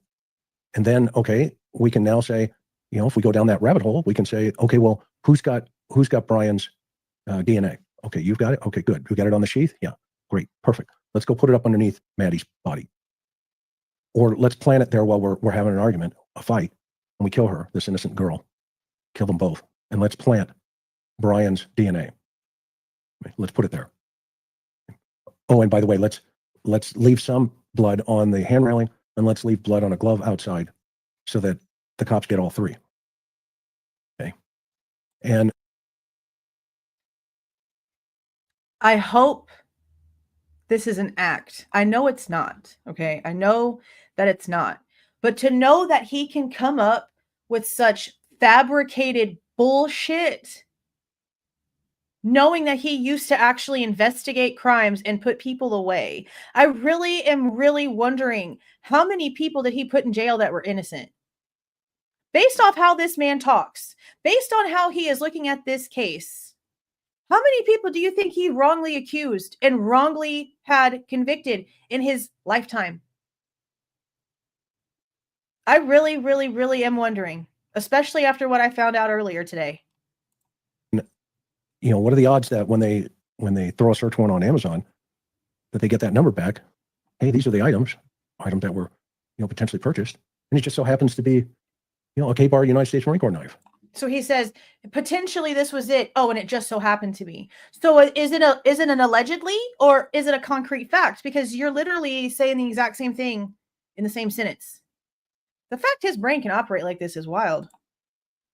I don't know. That seems like a real high bar to overcome, you would think. Yeah, no. That's the job of a jury. Okay. Oh, the jury. As part of the investigation, the jury that you want your friend Bob on so that he can feed you information. You mean that jury? I'm literally going to email Ann Taylor and say no Bobs, no Roberts, no anybody whose nickname could be Bob. He's a plant. Numerous interviews were conducted by Moscow Police Department, Idaho State Police, detectives, and FBI agents. Two of the interviews included BF and DM. Both BF and DM were inside the King Road residence at the time of the homicides and were roommates to the victim's. BF bedroom was located on the east side of the first floor of the King Road residence. And they just go through who was doing what right that evening, where the victims were seen, the DoorDash, you know, and now we get down to, you know, DM, right? I mean, this poor girl has been just hammered on social media. And you know, it is very possible that the feds really did, or at least Moscow. Actually, you know what? I'm going to take that back. It's possible that the feds fed Moscow the information to put in that PCA when it comes to what Dylan said. But the real question is why? Because they're going to have you focusing on this one thing so that you don't focus on this other thing. And if I know that Lana and Nika talked about the but the video that came out of the apparent boyfriend or supposed boyfriend of one of Dylan's friends.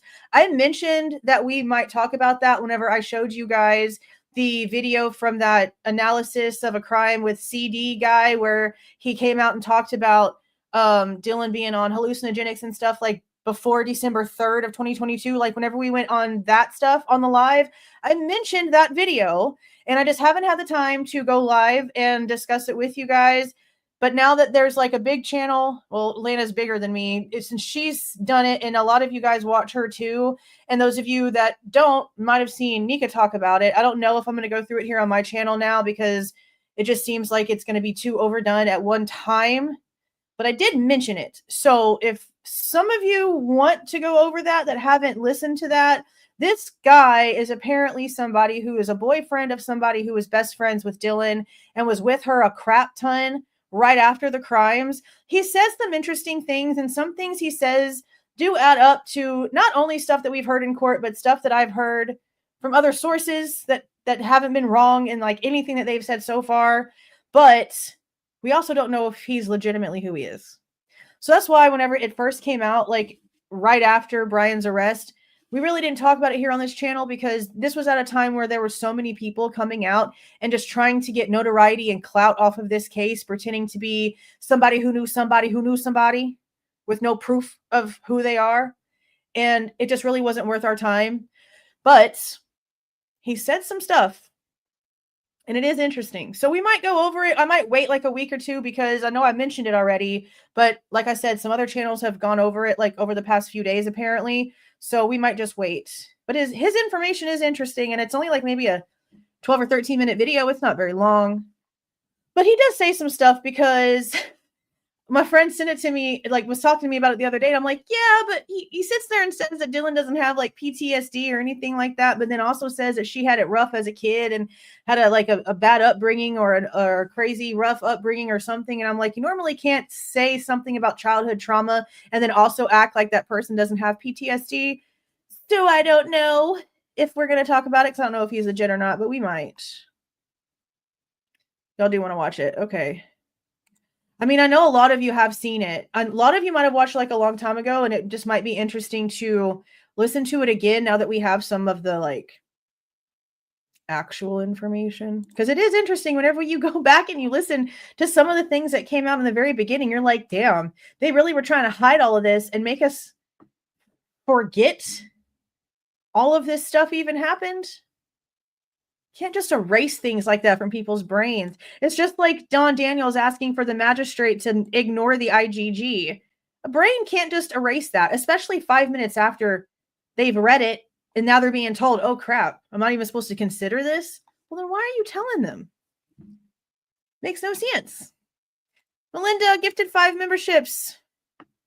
Thank you. That's very sweet. Does YouTube what? Does YouTube still give you the option to give 10 memberships per month? I have no idea. I have no idea. Do 5 at a time? Like I can gift them? What? I did not know that. I can gift memberships? Oh no, I'm going to have to look into that. See, I don't know none of this like extra special stuff on here. And like, look, let me show y'all something. I don't like this button. This button is tacky, bro. And I know for a fact that there is a few creators that use this button, and I find it tacky as shit. Let me show you what I'm talking about. I'm just going to show it to you on my side. Okay, so I'm going to view if it'll hurry up and load. Okay. Do you see this goal button right here? Do you know how tacky you've got to be to click this button and set a goal? Because then it shows up like it's almost like whenever you're at a restaurant, like a fast food restaurant, and they have the pin pad and they've done absolutely nothing for you. Like if you go to Subway, I worked at Subway before I got pregnant with my oldest. So I never expected a tip. My job was to get your sandwich together and get it out the dough. Okay. I never, ever, ever expected a tip. These days, you go to Subway or McDonald's or anywhere where you're literally just going up and ordering their food, that pin pad happens and it turns around and you basically are like forced to do something about a tip. That's the kind of crap that reminds me of. I'm like, that is trashy. Great. Exactly. That's who I was about to say. I know he does it. I know Gray Hughes does it. That button is so tacky. That button is so tacky. I cannot believe that YouTube actually placed that as an option for people to use. I find that disgusting. I know. I find it gross. That's just my personal thing. That's why whenever you'll never hear me say, here's my PayPal and here's my Cash App and blah, blah, blah, blah, blah. Whenever I first came out, I didn't even make those. I did not want them. But I had so many people asking me because they know that YouTube takes a bunch. And so they asked me to make them. So I literally created them months after I created the channel because people kept asking and kept asking and kept asking. So I made them. But for them to have a goal button, the goal button, that is so trashy to me. I'm sorry, not sorry. I got way off track. Let's continue. Yeah. DM stated she originally went to sleep in her bedroom.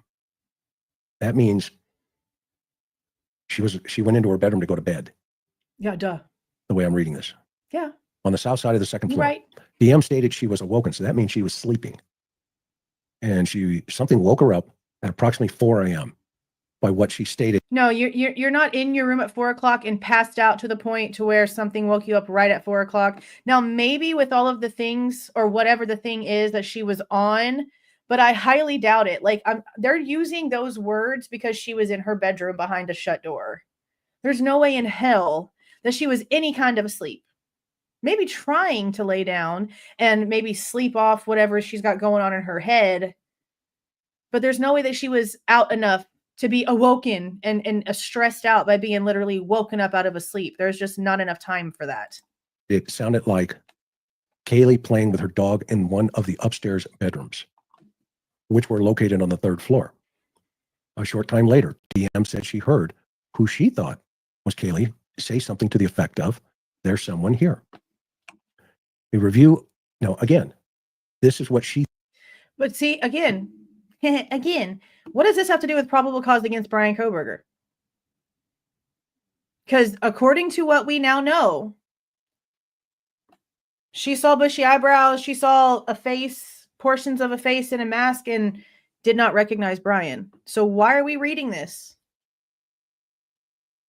Why are we reading this? If this has anything to do with all of this blood evidence and what it could mean for Bryan Kohberger, why? Why? You're talking out your butt, bro. You've got nothing to literally say when it comes to proving your point for why you think Bryan Kohberger is guilty. So all you're doing is reading over old information that literally doesn't even have anything to do with him. I don't see how people can watch him and take this seriously and sit there and hold a torch for Bryan Kohberger based off of what this guy has to say. It's really sad because there's so many millions of people out there that watch mainstream media that don't even know that stuff like us out here exists to prove and fight the false narrative. They just fall for it. They just go for it. Same thing with this guy. He's got hundreds of thousands of subscribers and he's feeding them all lies and nothing. He's filling their head with air.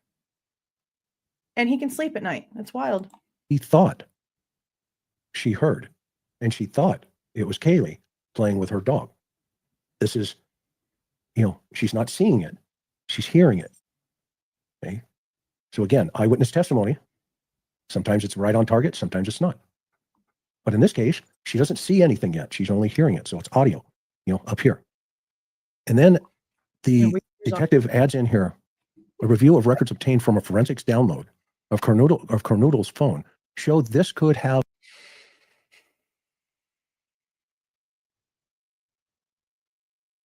Kernodle. Not Kernodle. Kernodle. You are just as bad as Megyn Kelly. If I'm going to throw a fit because she's not saying Bryan's name right, I'm going to throw an even bigger fit when you're not saying the victim's names right. Are you serious? You've made how many hundreds of thousands of dollars off this case and you can't even say her last name right? Maybe you should use your ears a little bit better than you know how to pronounce it.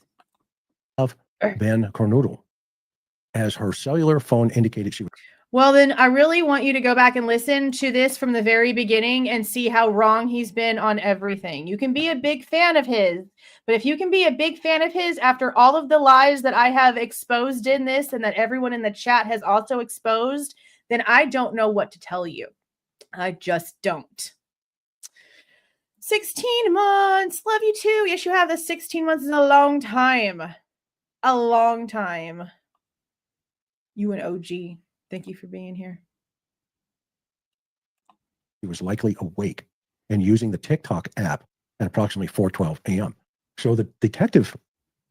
Yeah, that was Chris's biggest thing last night. He was like, "This is exactly why I have an issue with cops. This guy is prime example." And if he wasn't right, because my blood pressure went all the way up, he knew exactly how I was going to get so riled up with this guy. And y'all are all just as upset, except for the big fan of his that's in here. Comes to a conclusion potentially that, okay, if Dylan is hearing somebody, he's not seeing it. Could it have been Xana?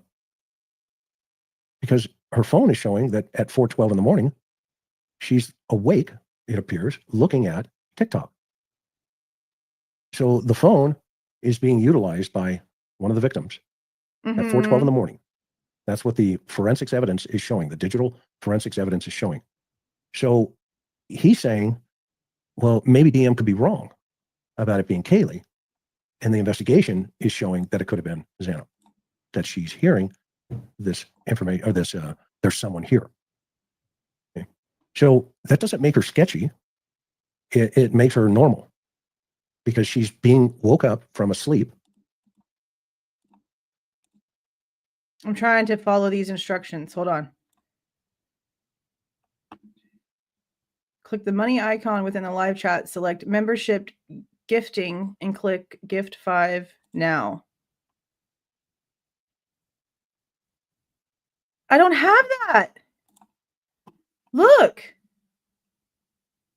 I don't have that option. See, here's the money. I have super sticker, super chat. Like, it's basically like I'm not even me, which is weird. I have super sticker. Granger. You know, your ads are like personalized, right? That's totally on key for my current life. Okay, let me try one more time. Super sticker, super chat, membership, and buy member. No. Having your information. Oh, shut your face. I don't have it.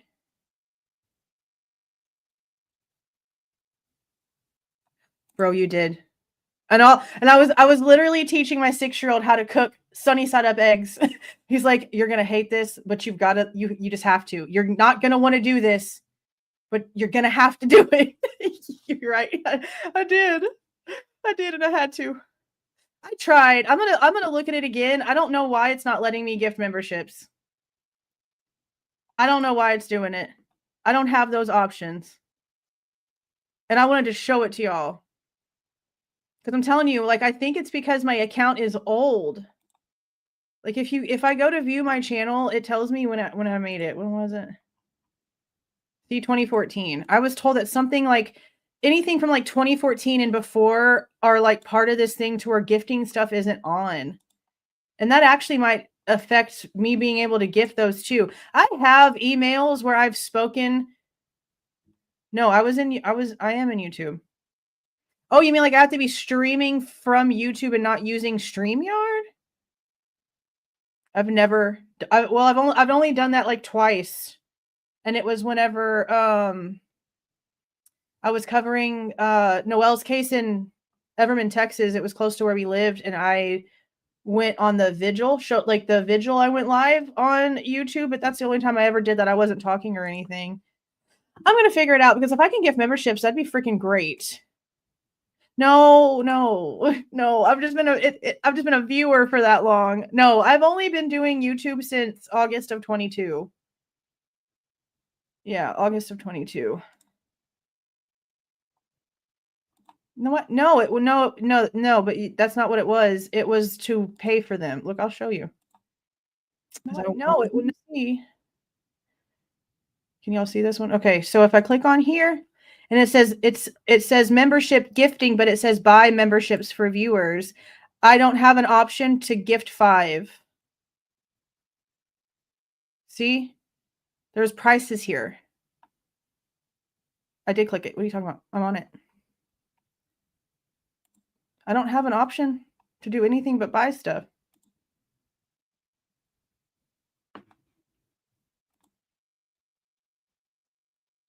I don't have the option. See? You said scroll down. Let me try again. Where's it at? I would like to figure this out. So we just want to take a pause and try to figure it out. Okay, so I'm clicking on it again. Where am I going?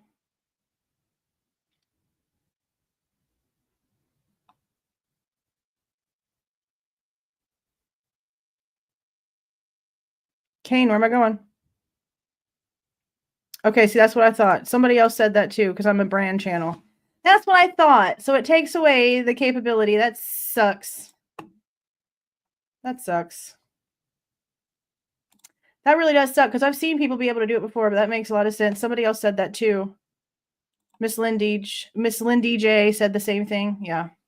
It's because I'm a brand account. But I am gonna contact the whatchamadoodler. I have emails with IT with YouTube. So I'm gonna message them and ask them, y'all need to fix this, bro. Because that's not fair. Exactly. It's not fair. If I can gift 10 every live, I'll be doing it every time. So that's wild. Wild and rude of YouTube to do that. Okay. And she's hearing all this noise and she's thinking, why are they playing with a dog? And well, I guess I don't know what she was thinking, but that's what's being projected here. Why are they playing with the dog at 4 a.m? But no, it's not being projected that she's asking the question. She's just saying what she is hearing. She's not asking why they're playing with the dog. Everyone literally just went into their rooms at the exact same time. So you're like imagining things.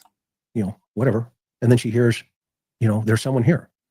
So she looks out of her bedroom, but did not see anything when she heard the comment about someone being in the house.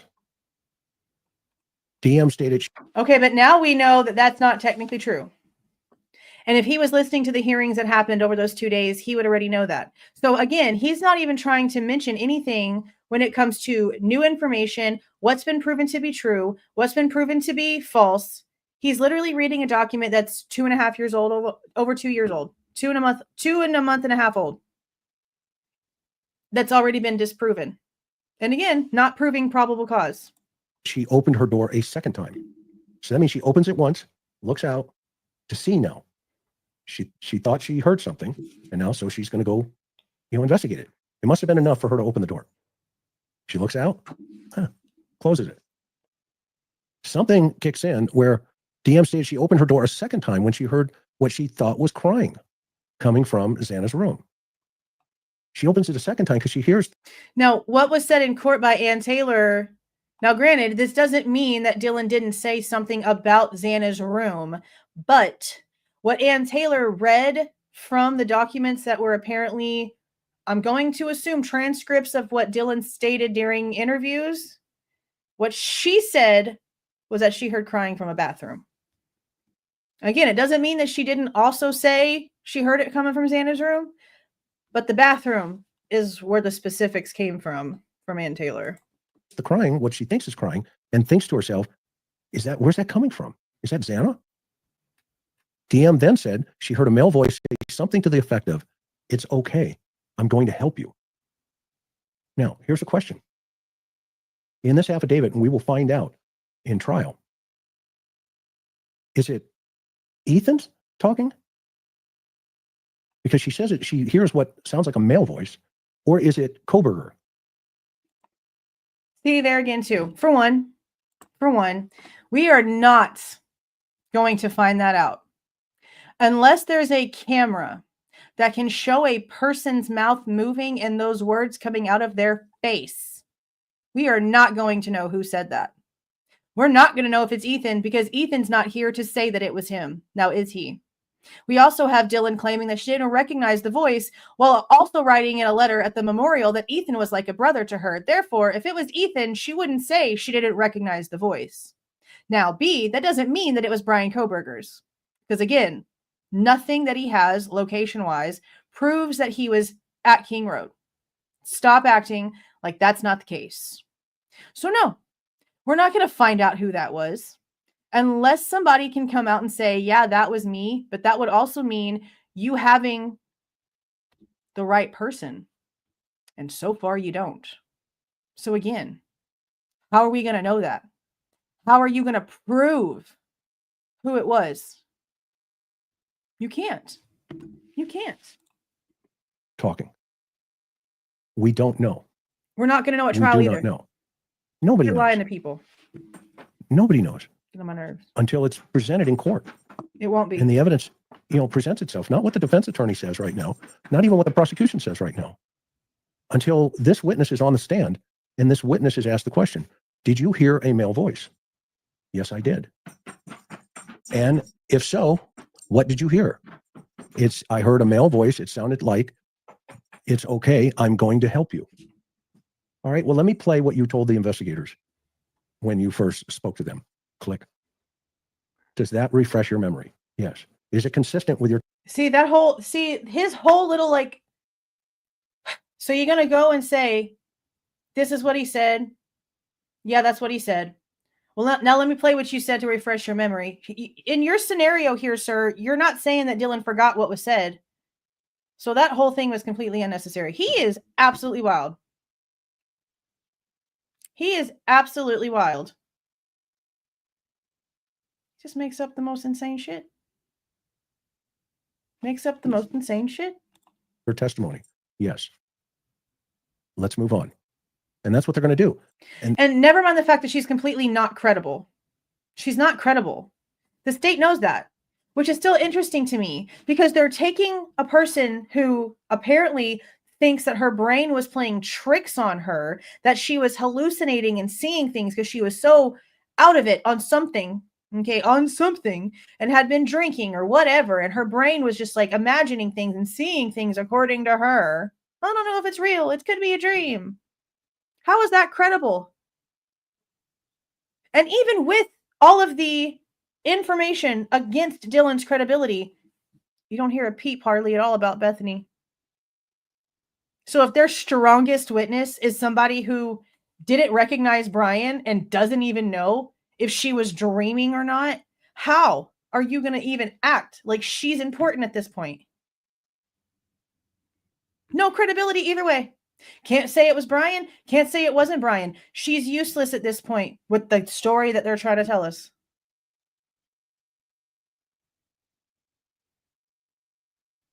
Just wild. I cannot believe he actually worked real investigations. And then we have at approximately 4:17. Now remember, up here at 4:12, there's evidence that Xana was on the TikTok, app. And then 5 minutes later, at 4:17, so between 4:12 and 4:17, there's a security camera located at 1112 King Road. A residence immediately to the northwest of 1122 picked up a distorted sound of what sounded like voices or a whimper, followed by a loud thud. A dog can also be heard barking numerous times, starting at 4:17. The security camera is less than 50 feet. And what else did we also learn? That apparently the dog continues to bark on this camera for an additional 25 to 30 minutes past that 4:17 mark, if I'm remembering Ann Taylor's words right. Meaning, and then abruptly stops. That's the part that kind of like is interesting to me. Not heard again, abruptly stops. To me, in my brain, when I'm hearing and then abruptly stops, that's it. There's no more dog barking the rest of forever. How's that possible? 25 to 30 minutes of barking its head off, and that in itself being on the camera. Dylan and Bethany are hearing Murphy barking his freaking head off for 25 to 30 minutes after that 4:17 mark. That is almost to what? 4:45? So what the frick happened at 4:47 to make the dog stop barking all of a sudden? Just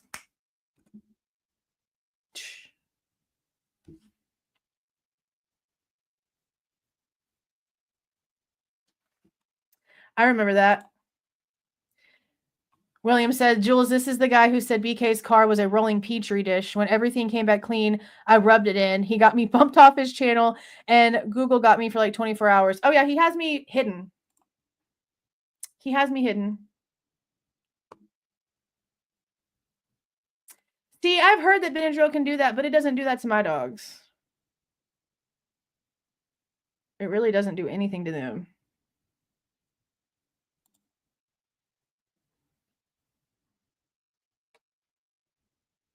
I just don't believe none of it. That's interesting that they can say that the dog just barked and barked and barked for half an hour. That is still a good, 25 minutes after the car apparently left? Dog still barking its head off, even though the suspect vehicle number 1 has now taken off. How's that work? How's that work? From the west wall of Kernodle's bedroom. So in sequence, in the trial, we'll see the prosecution say, okay, and you heard a voice, a male voice, yes. And What was that voice? Blah, blah, blah. Okay, I'm here to help you. All right, well, Your Honor, may we play the sound from 11:12? Exhibit, people's number 7, whatever. Yeah. Press play. Boom, thump. Boom. Who cares? What does that boom thump got to do with it's okay, I'm here to help you? Do you see how he's not even making his stuff match up correctly? Like his little puzzle pieces are not fitting, bro. He's just talking. This is why he makes me sick. He's literally saying nothing. He's literally the PCA. He's running his mouth and it's full of air for nothing. For nothing. No one ever said ever that I'm here to help you. It's okay. I'm here to help you, or any of those things are heard on that damn camera. It's a thud, a thump, whatever, and the dog barking. And if it was said in normal tone of voice, it's not going to be on that camera. That's 50 feet away from the house. That's why I really don't know for sure if it's picking up whimpering, unless it's the dog whimpering. Because to me, whimpering is like internal. Like if you're whimpering in a cry, you're not doing it with your mouth open. It makes it a very like low sound. Like it can be loud if you're in the same room next to the person doing it. But for it to be able to go through walls and into a camera that's 50 feet away from the house, I just don't see.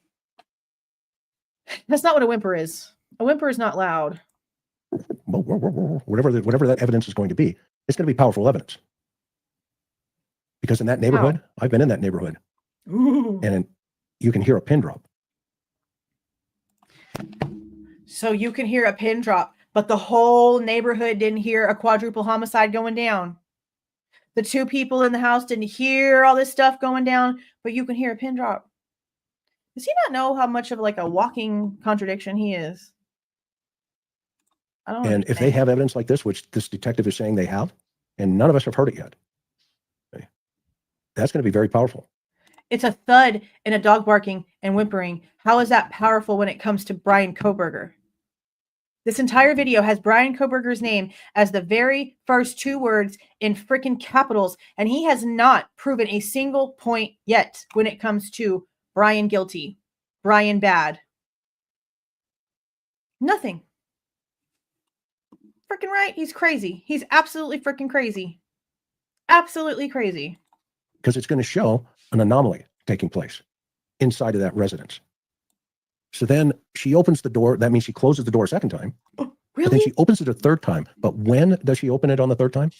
She heard the crying and saw a figure clad in in black clothing and a mask. Now, here's what's interesting about that. Oh, my camera.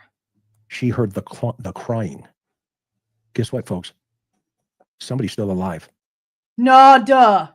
Why do you think that most of us think the reason is that the girls don't want to cross back across state lines? Because they had full knowledge of the situation. And if they would have called 911, lives could have been saved. They are trying to protect themselves. They don't give a shit about Kaylee and Maddie and Xana and Ethan. If they did, they wouldn't be fighting this so hard. They're doing it for self-preservation. Nothing else. Nothing else. Exactly, Mr. McDonough. Somebody was still alive, and they were little cowards and didn't do anything collectively. And you want us to just like, it's okay. No, not going to happen.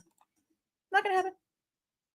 Somebody is still alive when she sees a figure clad in black clothing and a mask that covered the person's mouth and nose walking towards her.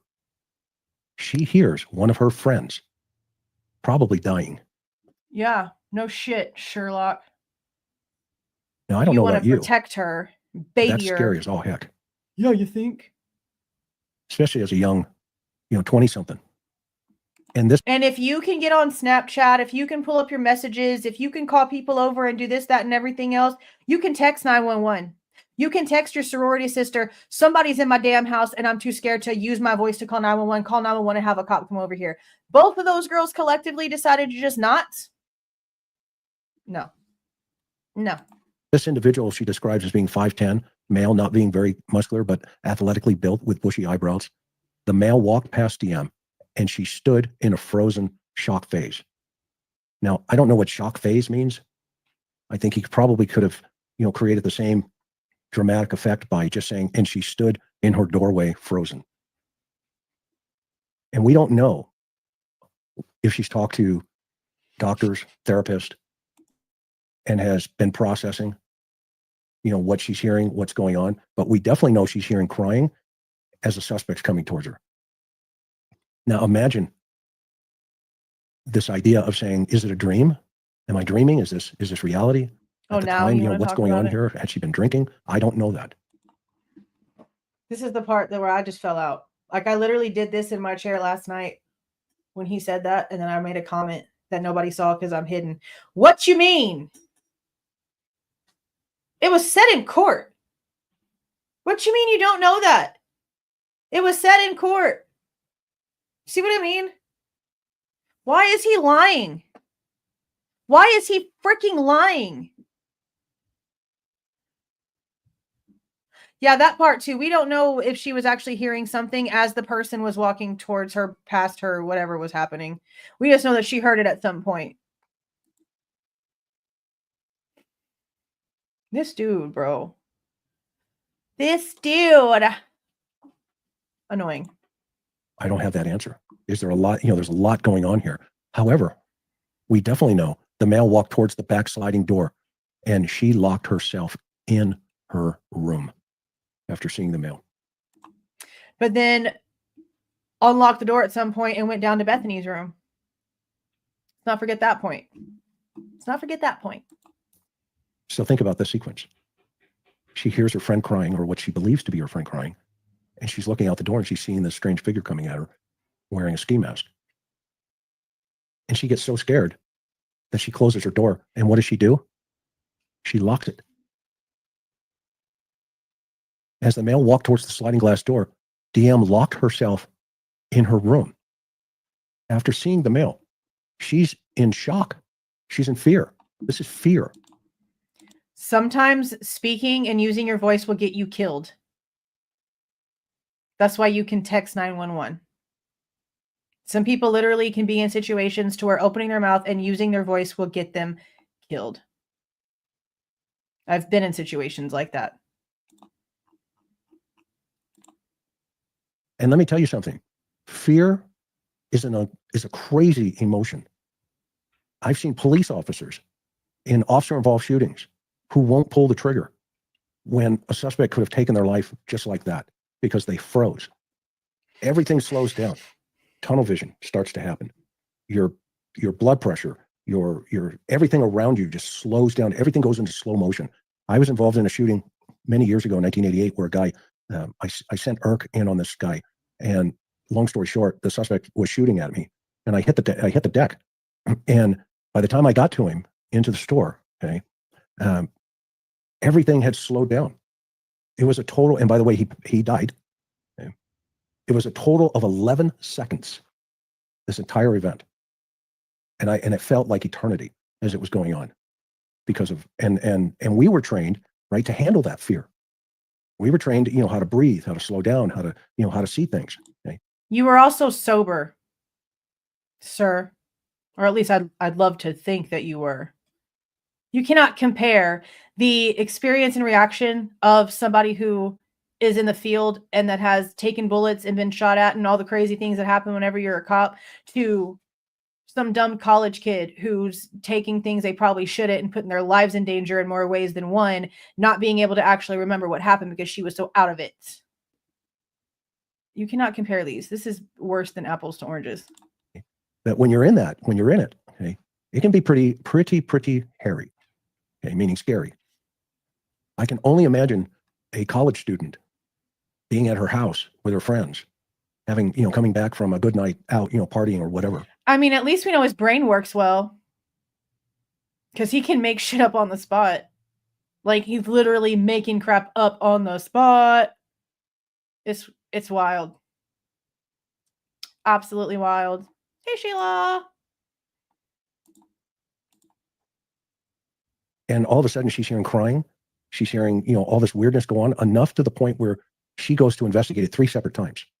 What is going on out there? Investigate. She was sleeping. I'm awake. What? 1, nothing. More, 2, crying. I'm here to help you. 3, Sees this guy coming at her. Holy cow, who's that? Click, click, locks herself into the room. This leads investigators to believe that the murderer left the scene. Now, what the detective is not putting in here is her emotional state other than the shock phase. I mean, considering every damn thing that we've read in that PCA is a lie, probably not, bro. True Crime Unraveled says, do we have actual validation that Bethany was actually home? All we know is what the PCA states and what they've been trying to tell us. And the way that they piece their words together, it's as if they were in the same room together. And at one point, we're texting each other. And there's been screenshots that have gone around of these so-say conversations. But I don't know, honestly. I don't know. Because I do believe, wasn't it Megyn Kelly's boo-boo that we just went over where she like straight up said Bethany wasn't home? Was it Megyn Kelly's? I don't think it was Fox 13's. I think it was Megyn Kelly's. And I was like, bro, what are you doing? Like, that's not literally anywhere. But you know, like, if you really think about it, all we have about that is the PCA that's been full of lies. Honestly. Kane gifted 10 memberships. Thank you, Kane. That's so sweet. Thank you. We'll see. And the original stories was that she didn't text, shut the F up. She yelled up the stairs, shut the F up. That's what the original story was that she didn't think anything was really going on, that it was a party house, so there were people in and out all the time. It didn't bother her, except that she was trying to wind down, and she originally had opened the door and yelled, shut the F up the stairs. So if you're going to sit here and be like, oh, party house, it doesn't seem like it's crazy or anything like that, well, then what are you scared of whenever you see this guy if he doesn't have a weapon in his hand? If he's not covered in red stuff to freak you out, and this is a party house, and you're brave enough to yell, shut the F up, allegedly, up the stairs, what you scared for? I don't know. I don't know if she was really, like, scared when she saw this guy, or if that's just a story being told because maybe she really just didn't think too much at the time until she started hearing stuff. Because the text messages, where these are coming from, there's no way they're not real. There's no way they're not real. The wording in these messages is plural. And in real life, in the moment, in plural. It's they. Not he, not she. It's they. Sounds like they're doing this to them.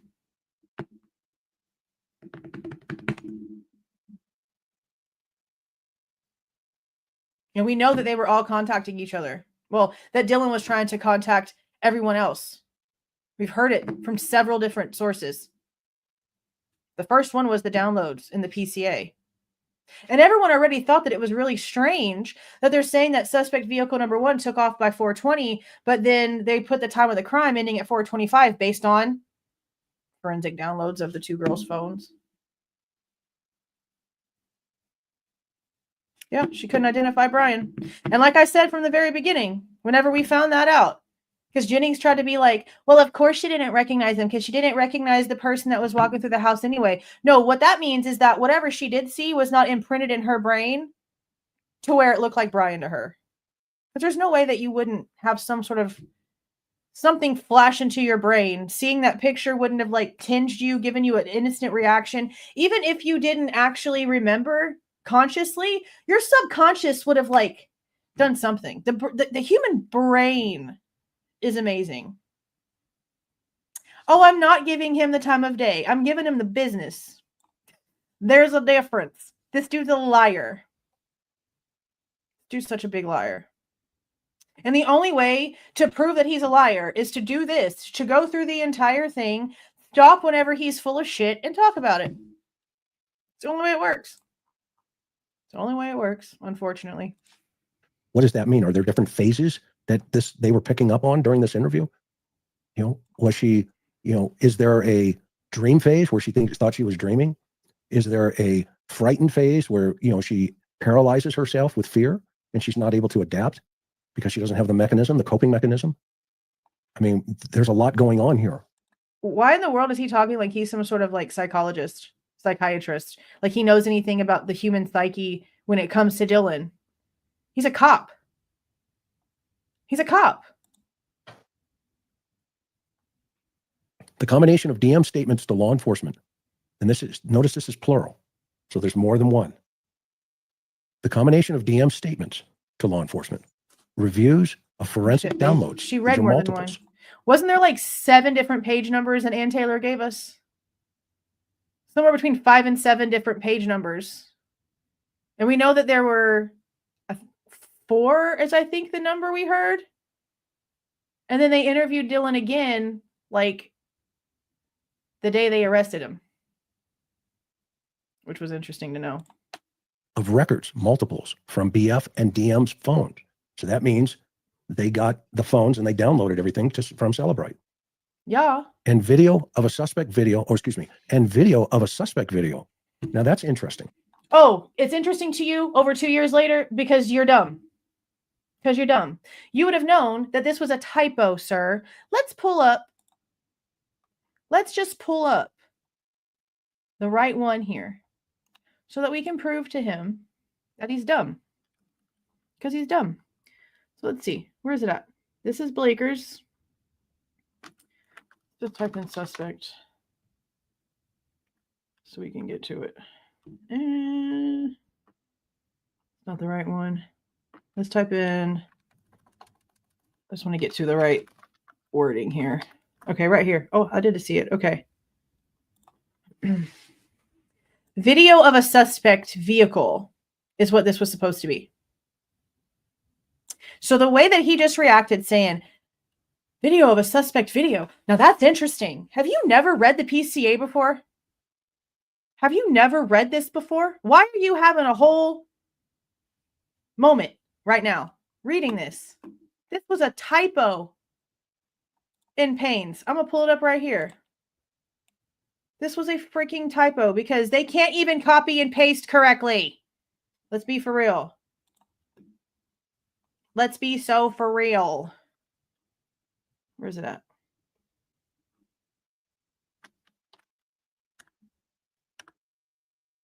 Yeah. Right here. The combination of DM statements. Nope. Okay, right here. The combination of DM statements to law enforcement, reviews of forensic downloads of records from BF and DM's phone, and video of a suspect video. This is Payne's. This is the typo. This is Blaker's. This is the one that it probably originally came from. He's just too stupid to have fixed it correctly and fat fingered it over on Payne's because it actually says video of a suspect vehicle as described below. Context clues are hella important, and considering the fact that it didn't go into discussing and describing video of a human getting in and out of a vehicle, going in and out of a house, or a person at all, he should have instantly known that this was a typo. But instead he goes off. He goes off on it. No, have you never, ever read this before, ever? You shouldn't be tripping over this. And he's going to get people thinking that there's video of the suspect somewhere because of how he responds to this. So do one of these people or does somebody have a video of the suspect leaving? It says here on DM's phone, and video of a suspect video as described below leads investigators to believe the homicides occurred 4 a.m. to 4:25 a.m. So are these the videos that we're talking about? Ring cameras? Are we talking about, the cameras on the houses? Is there somebody there, a citizen who hears something and starts videotaping that we don't even know about yet? But here, that's going to be the next big thing. I didn't even hear that. My ears were just so red and blowing steam that I didn't even hear that part. So now I'm telling you right now, how much do you want to bet somebody's going to come out and pretend to be some civilian that took some sort of video and lie to somebody and fabricate something. And some creator is going to get it, watch the video, be too dumb to realize that it's fake, and put it out here like it's legit. And they're going to be like, Chris McDonough said this was going to happen. Watch. That's how all this shit works. He just went off about a typo. Like he'd never read this before. But he talks to the Goncalveses, and he wants us to believe that everything they've got is legit when it comes to Bryan touching the Wi-Fi and stalking the girls on Instagram. This dude can't even read this thing without tripping. He should know what this is. He wants so hard to believe that he makes a typo that deep. He is literally trying to make this into something, making up crap like, oh, a civilian took a video. Bro, calm down. He clearly says, and video of a suspect video. Clearly. What is that? As described below, leads investigators to believe the homicides occurred between 4 and 4:25. During the processing of the crime scene, investigators found a latent shoe print. This was located during the second processing of the crime scene by SP forensics team by first using a presumptive blood test, which is probably, luminol and or blue star. And then amino black, which is. Did he just say amino black? Did he just say amino? This was located during the second processing of the crime scene by SP forensics team by first using a presumptive blood test, which is probably, luminol and or blue star. And then amino black, which is basic.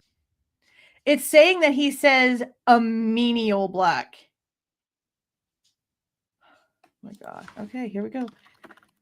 Because I got to do this all the time. I shouldn't have to do this for somebody who works in the profession. It is called amido. Amido. It's like it's not knife sheath. It's amido. He's a cop. He has taken this probably at some point in his career, even though he's not crime scene tech, and used this at some point. And he don't even know what it's called.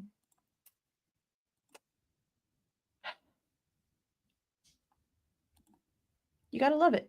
You got to love it. Basically, luminol, a protein stain that detects the presence of cellular material. And by the way, orange soda will also glow. Okay, anything will glow with a protein in it. So, do y'all remember Kenan and Kel? Orange soda just reminded me of Kenan and Kel. So you wear these glasses and you use what they call an ALS, which is an alternate light source. And everybody sits there with these glasses and, they in the room and stuff starts glowing. Is this where they find the blood on the railing? Because obviously they found it. They turned it over to the defense because the defense is telling everybody about it. Oh, are we mad? Are we mad that the defense is coming out and doing their job? Because you looked salty as shit right then. Again, just outside the door of the, they detected a shoe print showing a diamond-shaped pattern similar to the pattern of a Van shoes, Van type shoe sole. They didn't say it was a Van shoe. They said it was similar to the pattern of a Vans type shoe sole. Okay. Correct. Just outside of DM's bedroom, located on the second floor. This is consistent with DM's statement regarding the suspect's path of travel. Okay. Then the video, canvassing, they go out, etc. And this is where they find, the suspect vehicle number 1. And notice he hasn't even caught on. Okay. The literal context clues are right there for him. Right there for him. Even in the part where it's wrong. Video of suspect vehicle as described below. And he has gone on to talk about all these other things, and it's still not hitting him. That it's just a typo. I'm telling you, he's got people out here thinking now, because they don't know better. They don't know better. They take his credentials. They see all that boo-boo on the wall, which is why I don't put mine nowhere. If you've been here for a while, you know my educational status when it comes to this. You'll also know that I'm not working in the field currently, but you'll know my educational status on this. But I don't flash that back here because it don't matter. What matters right now is common sense. Just like all that crap on his wall, just doing him no justice. Because he's showing that those things mean nothing with what's coming out of his mouth. Nothing. Nothing. All of it for nothing. This is gross. He's making up stuff. He's lying to people, and he can't even comprehend what he's reading. And again, you're acting like that about reading the probable cause affidavit that's been out for over 2 years. I am just... This kind of crap is why I have like low hopes for humanity. Not no hopes, but low hopes. And of course, they now go back through and they start breaking down, the cell tower information, etc. All right. And they've got the expert, Sai's going to come in from the defense side and say, hey, by the way, remember he testified early on in that hearing and said, well, I'm going to reserve the right, because he didn't have all the information. I'll bet you he's going to be pretty interesting to hear during the trial. Probably not. In fact, I'm going to go $1,000 on red that he's going to say, yeah, I can't eliminate that. Meaning when the prosecution pressures him and says, well, isn't it true? It could be him. He's not going to be able to say, no, it's not him, because now he has all the information. Excuse me. How is he not going to be able to say that it's not Bryan if he gets all the information? Because guess what? It's not up to the judge. It's up to the jury, because if this actually goes to trial, all this stuff about the judge's opinion doesn't mean crap, because at the end of the day, the jury is the one who has to decide. But if the judge is really seeing all of this and all that he does see is this crappy IgG that, let's be for real, both sides want to get rid of. He's yet to mention the fact that the state really is the one who wants to get rid of this. They probably just wanted to wait until the defense got their motions denied so that they can boast about it. Because at the end of the day, both sides want this gone. And the state is still going to end up filing a motion to have the IgG removed. So what legs is the state going to have at this point in time if the IgG goes?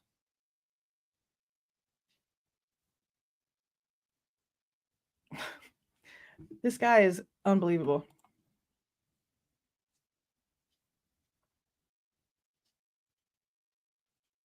Okay. Now, if we fast forward and we get into this idea of, the glove, going back to the glove for a moment. Okay. Is this, the glove that I saw? I don't know. Again, I have no idea if this is the glove that Ann Taylor's talking about. Okay. I find it interesting that there was.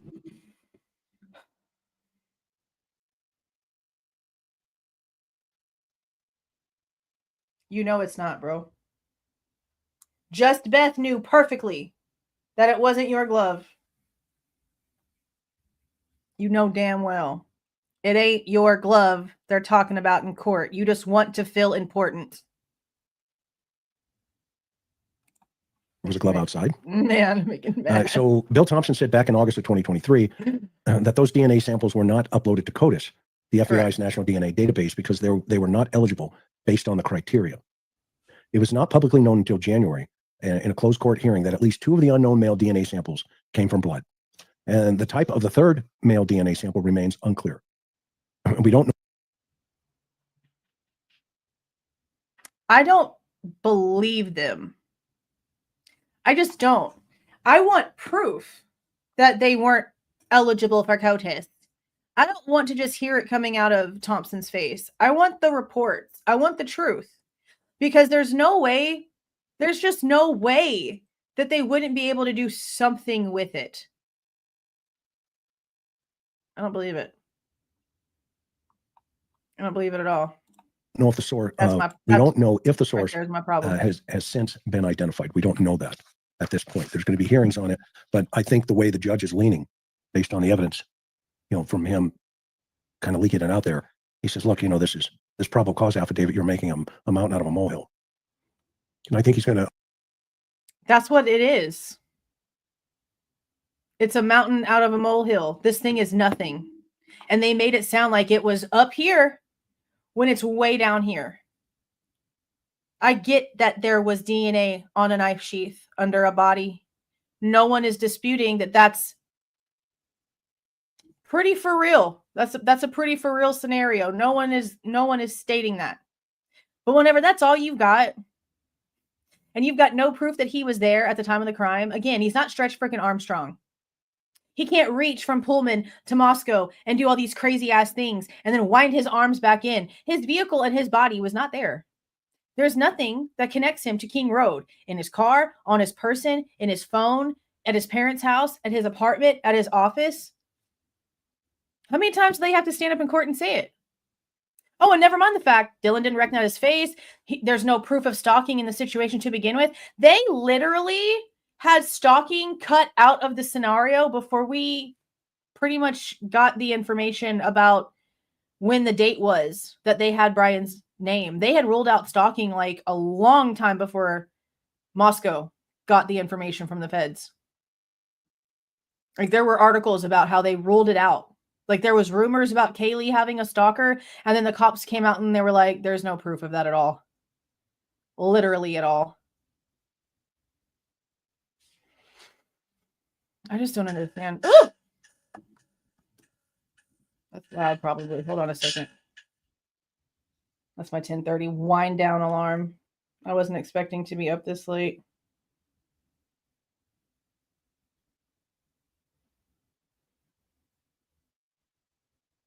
Okay. It shouldn't do that anymore. I think he's going to let it in. I could be wrong, but the way I'm hearing it, it sounds like he could be leaning that way. He says, because Ann Taylor now argues that police did not disclose the unidentified blood DNA samples to a magistrate judge in December of 2022 when they sought a warrant for Kohberger's arrest. Well, they didn't have to. They didn't have to. They were looking for, probable cause to make the arrest. If they were looking for two other guys at the same time, then each one of those, if they had a DNA match, they would have put that in a separate arrest warrant affidavit for probable cause. And if there was a third guy, which, she's going to argue, then they would have done the exact same for that. So they would have had three. Yeah, I mean, he's not wrong there. I agree with that part. Because there being DNA, somebody else's DNA would not be in a probable cause affidavit for somebody else. That makes sense. That makes sense. I mean, I'm not going to say that it should be in there because it shouldn't be in there. But the point is not really the probable cause. Honestly, the point is that they got Bryan's name and they just completely forgot about all the other things that they were already looking at. And then they fabricated what was handed to them to make it look as if it was Bryan. We cannot sit here and pretend like we did not hear the discrepancies in the phone being off network from what the feds had versus what they put in the PCA once it went through Moscow, or the turn in Pullman that's 2 minutes off. Fabrication. You didn't go further with the DNA. You made excuses. Why were y'all going 24 miles in this opposite direction? But then whenever you got your guy, you don't mention anything about over there where Troy and Kendrick is. You only talk about the car going south and going into this whole like U-shaped thing. What were you going over there for? Who were you surveilling that smoked cigarettes that you wanted to get DNA from the cigarette butt? What were the reasons why you felt the need to follow these people so hard that you suddenly just forgot all about their existence once you got Bryan's name because the feds said so? Now y'all are in hot shit, deep water because you trusted an agency that the entire country wants abolished. I'm sure y'all feel real stupid right about now. Real stupid. Affidavits for three separate people. And if the DNA matched these other two people, then their DNA match would appropriately be put in their affidavit for arrest. So that's what the judge was saying. Well, look, there's probable cause here, 2 Sundays and probably another Super Bowl. So what's your point, counselor? That's what he was arguing, or that's what he was saying to her in a roundabout way. And she kept arguing, well, but not in this case. Well, okay, in what case then? If you're going to say there's other people involved, fine, say there's other people involved. But this affidavit belongs to your client. That's great. Maybe the police, maybe they're still working those other two guys. I'm being facetious, but that's what really could be argued here. Okay. I've heard all kinds of stuff from, the internet about, this is a cartel hit and, all this other stuff. Okay. This is where he starts getting into that guy. Well, yeah, but they knew who the cartel was, because you're going to be surprised, unfortunately, when it does go to trial, that there's a lot of stuff that's going to be pointing towards, the evidence that they've already exposed. But what evidence? Like, I get people that don't want to believe that whole situation. That's fine. I'm not really into it being a whole cartel thing anyway. Most people that have been here for a while know that I'm eyeing the university's involvement and the reason why the university was covering something up on an off-campus house, something that didn't have anything to do with the university, where these people were paying leases and paying for electricity and paying for bills and living like adults. There was no reason for the university to take over the way that it did, unless there was a reason for the university to take over the way that it did. There's more evidence to that, just circumstantially anyway, because that's all we got right now. There's more circumstantial evidence to that situation than a cartel hit. Let's be for real. Let's be for real. There's no way that that's what this was and 2 people were left alive. I know that people want to say, oh, people send messages. Not like that. Not like that. And they definitely wouldn't have left anything behind, like a knife sheath. So there's that too. I don't even believe that the sheath has anything to do with the wounds. I really don't. I think they're going to find that it's too small to have done the damage to the victims. That's just my guess here. Dan Taylor now argues the police did not disclose the unidentified blood DNA samples to a magistrate judge in December 22 when they sought the warrant for Kohberger's arrest. She claims, since detectives admitted this information to the judge for the warrants, that some of the evidence should be disqualified. No, it's not going to happen. Okay, so here's my question. Here's my question, because I don't know. Some of y'all might know. So let me ask my question. The same way that the defense team is trying to suppress everything, when they're filing motions to suppress the IgG, and they're doing it under the basis of it being illegally obtained, the DNA for it being illegally obtained, and everything that came from that being fruit of the poisonous tree. Does the same concept not follow if the state wins their fight to exclude the IgG? Wouldn't everything else that came from that IgG also be no longer valid evidence? I don't know if that's how it works when it comes to the way that both of these things happen, but you would think that if the IgG gets taken out, no matter who the hell wins that fight, that anything that stemmed from it would go away.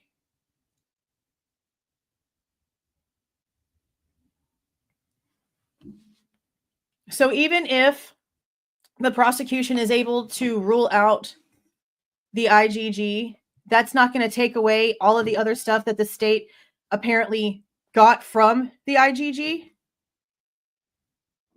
I mean, I know that that's what their plan is, to file the motion to have it not mentioned. But if it doesn't get mentioned and it doesn't get presented as evidence, wouldn't that mean that everything underneath it that came from that would go away too? The same way that it would if it was fruit of the poisonous tree? That would seem like it would make the most sense to me. That seems like logical. How could it not? I mean, exactly. How could it not? That's why it's crazy to me that like both sides are arguing that they want this gone, but it's only a problem when the defense wants it gone. I'm going to have to find out the true answer to that. I'm going to have to ask a lawyer in Idaho about that. I'm going to just find a random one on the internet and send them a generic message and not even mention the case, so that maybe they'll just give me an answer. If they can prove, if the defense can prove to the court that the IgG DNA was obtained illegally and have it suppressed, then it is fruit of the poisonous tree. But I don't know if it works the same if the state removes it. Does it? I mean, I don't think that the state could then have it. It wouldn't still be fruit of the poisonous tree because it wouldn't be the defense winning their fight of it being obtained illegally. But I don't know how they could keep in anything that they obtained after getting Bryan's name, if they can also like get it removed. You'd think that everything that came from that couldn't be brought in either, which also would make sense because the state has nothing. So if the state wins getting the IgG taken out, it's doing them even more of a favor, because all of their bullshit, all of their fake, fabricated, reversed engineered crap gets thrown out too. Then what do they have? I'm so confused about how this is supposed to work in the end. How? I didn't even think. I'm like, I've been thinking about that, but it didn't really hit my brain like that far into like, how are they supposed to present anything if the state actually different wording, because it's not suppression if it's the freaking state. See, I hate that too.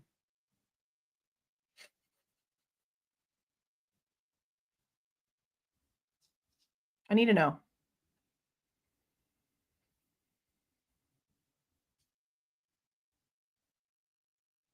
I need to know. I'm going to have to find out.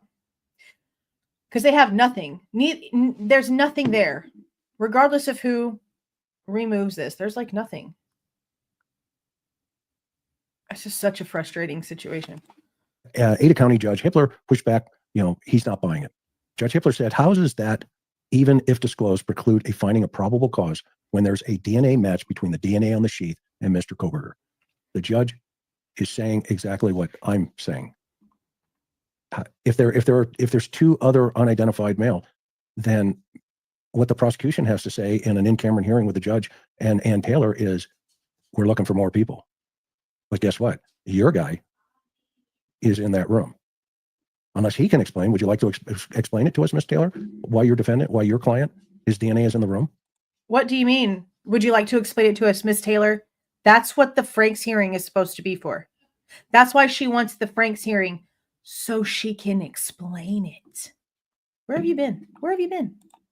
Because I remember when you go into a bank with 3 people and only one of them leaves DNA and the other 2 get away, doesn't mean there weren't 3, but we got 1. And that's what the judge is saying. That's exactly what the judge is saying. So he said, and he goes, remember, he asked Taylor, isn't that probable cause every day and twice on Sunday? I love how him and the Goncalveses pound down on that lame ass statement. And twice on Sunday. Who cares? Who cares? It still doesn't mean anything. You've proven absolutely nothing. Absolutely nothing. This judge isn't going to put up with it. Not like the other guy. Not like Judge, who allowed the house to get torn down. I keep going back to that, right, guys? I mean, we have to remember that the scales of justice are here for these 4. Okay. Cartels don't go around universities in the United States and whack 4 people to send a message to some small town drug dealer somewhere. No. If they ripped off $1 million, $5 million, $10 million, you may get a phone call. Okay. And then some. I mean, I'm sorry, but if there was like millions of dollars involved, there'd be a hell of a lot more than a phone call here. See, I can't take anything he says seriously at all. He goes from one end of the spectrum to the other when it comes to stupidity. Like, how does he even come up with this crap? Some folks show up. But they don't go around killing like this in a house like this. It just doesn't happen. It's fantasy. I mean, I just don't believe there'd be any witnesses left alive. There was probable cause to arrest him. And that, remember, touch DNA, not DNA from blood, was found on the knife sheath, found in Maddie's bed after the killing, and it matched Bryan Kohberger. Judge Hippler has said that enough. That is enough probable cause. He's already said that. Okay. And that's, Not only did both sides agree, but the Goncalveses went off and off and off and off and off about the house, but then conveniently took off to some island vacation instead of filing what needed to be filed in court to help stop that. So they can cry and boudet about it all they want to. They didn't do anything to try to stop it either with all that money. They didn't even bother. That's just reality. People don't like the fact that Brian's DNA is in that room. Okay. Well, I get it. I get that, but then give me a thought process that says, how did he get there? I mean, how's he going to argue that that the knife sheath that he just happens to have a similar order for on Amazon? Where, bro? Where? Prove it. Go pull up your documentation and prove it. You can't. You've got access to the same crap I've got access to, Home Skillet. You can't. Stop claiming things that are not true. You cannot prove it. You cannot prove it. Show me. You didn't show me. The whole video, he does not pull up this return of service. He doesn't show anything that shows any of this truth that he says he's claiming. He pulls up the public documentation and pulls up an Amazon website. Of course they're looking for that. They knew what they were looking for. They have the sheath. It's not hard to figure it out by doing image searches, what you need to look for to find the Amazon numbers. The ones for eBay, the ones for the K-Bar place, and the ones for Walmart, those are all going to have their own little serial numbers for the product too. They're just store specific. There's no proof of this. Unbelievable. What a freaking liar. What's the coinkydink there? The fact that, everybody argues, well, the car, they got the car wrong. Okay. Is it a Hyundai? Yeah. Is it a white one? Yeah. Okay. Well, is he driving it? Yeah. Was he driving it at King Road the night of the murders? No. That's the only important part here, honey. He seems to forget. See, okay. He has a soundboard. Oh. Soundboards get on my nerves. Like, I cannot take you seriously. I know that some people like to put like a big show and have like lights and soundboards and dun, dun, dun, all that stuff. That's just, to me, it takes away so much when it comes to this damn soundboard. And what about his phone, right? Well, it pinged all over the place, like, 12 separate times. Okay. Well, he was just out driving, looking at the stars and all this other stuff. He could have been sitting in his freaking living room. And depending on the weather, the way the satellites are turned, what's going on in the atmosphere around him, could have pinged on the tower closer to King Road because of how close the distance is. I cannot believe that he is like doing all this. He is insane. Insane. Right. Okay. Now that O.J. Simpson's dead, does anybody believe that O.J. Simpson did not kill Nicole? Honestly, I cannot believe he's trying to like compare if you these do, two things. Good luck. Simply because there's a glove in question. But then again, I left a comment because some of you guys know that Court TV emailed me about helping or getting involved in this like OJ Simpson thing that they're doing. And so my comment was, oh, did Court TV email you too? Is that why we're talking about OJ Simpson? So if you see him on Court TV talking about OJ Simpson, you know why. Good luck with that. I don't buy it, personally. Okay. I don't buy that, there's a coinkydink here. Okay. I don't buy the fact that, and by the way, everybody also forgets that there's dog hair and there appears to be blood in his house.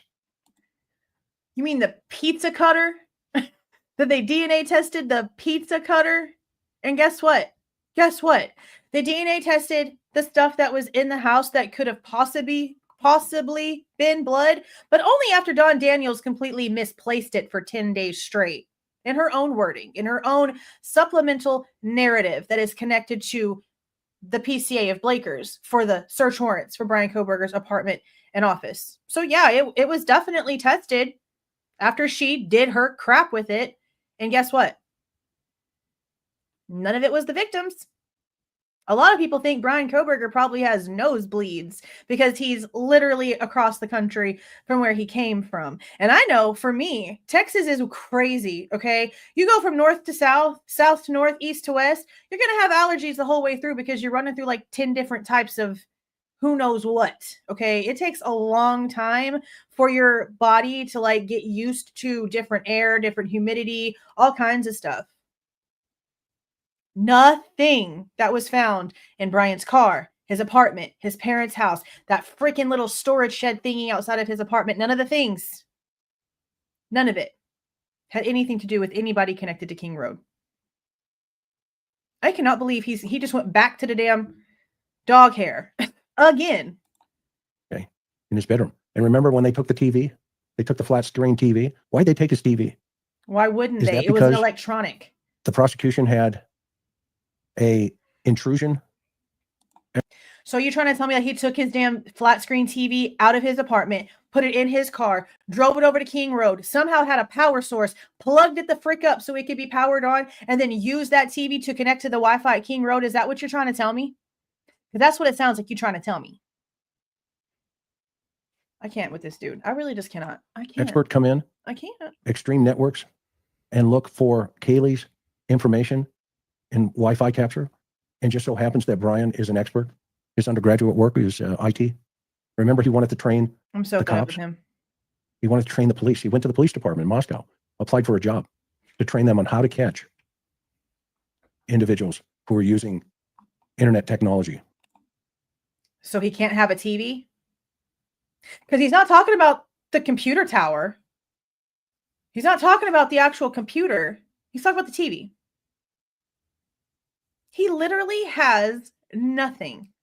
So he's grabbing at anything that his eyes can grab as he's trying to flip through and figure it out, and just literally making up crap out of nothing. It's wild to me, man.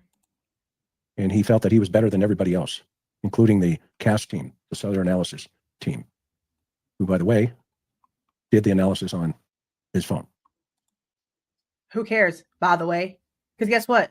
By the way, the timing that he went off network, according to the feds who did the cast, is 7 minutes different than what's in the PCA, according to Moscow PD. So let's, by the way, that one. What do you think about that one?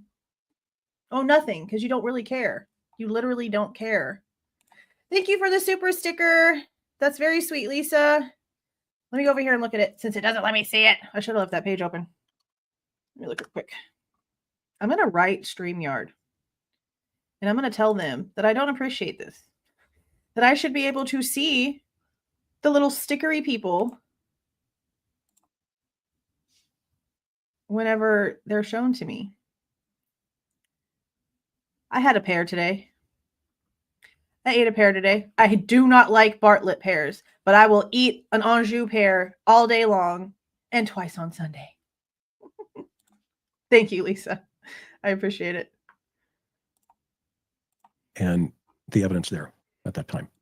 I think the mistake that everybody's going to look at one day is this mistake right here, meaning the house.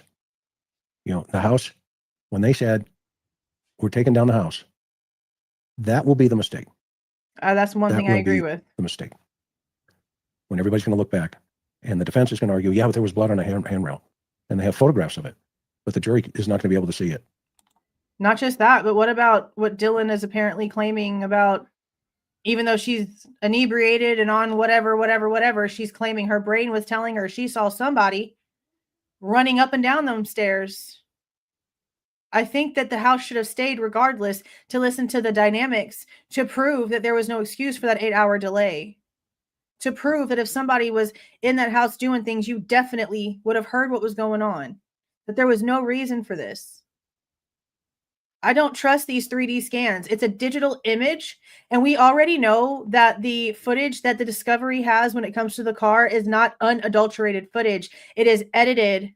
It is sometimes just audio, then it's sometimes just video, and then sometimes it's put together a little bit, but then there's missing pieces, and it's got to be stitched together. Literally was the words stitched together.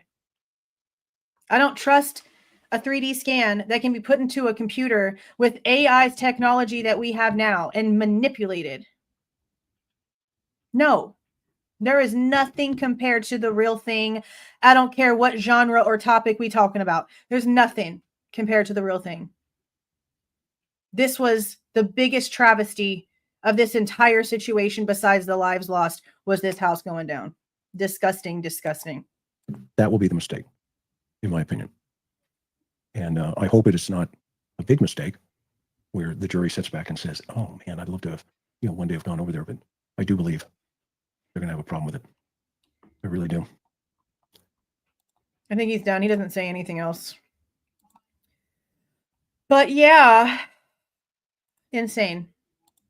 I was not happy with this at all. Chris was right. Not this dummy Chris, but my friend Chris. He's the one who sent me this. Like I said, I was helping my 6-year-old learn how to sunny side up some eggs in his little mini pan. And I was like, okay, I might regret it, but I'm going to have to do it. And I had to do it because this was stupid. I cannot believe that he can sit here and say all these things to people. And so many people are in the comments like eating it up. But then he's got a lot of people telling him, man, are you even watching the same thing that we're watching? Because where are you getting your information from? But, he's not going to change. It doesn't matter what I say. It matters what I say when it comes to the people that are listening to him versus the truth. And it's not just me. There's plenty of people out there that are coming out here and speaking facts, not fabrications. But it's not going to matter at the end of the day to this idiot because he's not going to care. It doesn't matter what I say. It doesn't matter if he hears what I'm saying and can see that we know that he's a lying piece of shit. He's not going to change. He's not going to change his MO. He's not going to be honest. Why can't you just come out here and be honest with what's happening? Why does it have to be such a detriment that there's actual evidence coming out that might actually prove that Bryan's innocent? Why can't you just follow the evidence where it takes you instead of trying to turn it into what you want? I'm telling you right now, something comes out that connects, that proves something, we go in with the facts. Some of you might jump off because I'm not following the innocent train if something connects and it tracks. But we go for facts here. And the facts are, Bryan was not over there. You got more DNA on you right now than you want to believe. I promise you, if I told you the truth, you'd want to go take a shower in the hottest scalding water that you've ever felt in your entire life. This whole thing is wild. Just insane. Thank you for the $10, Danny. It's your birthday. You shouldn't have given me this.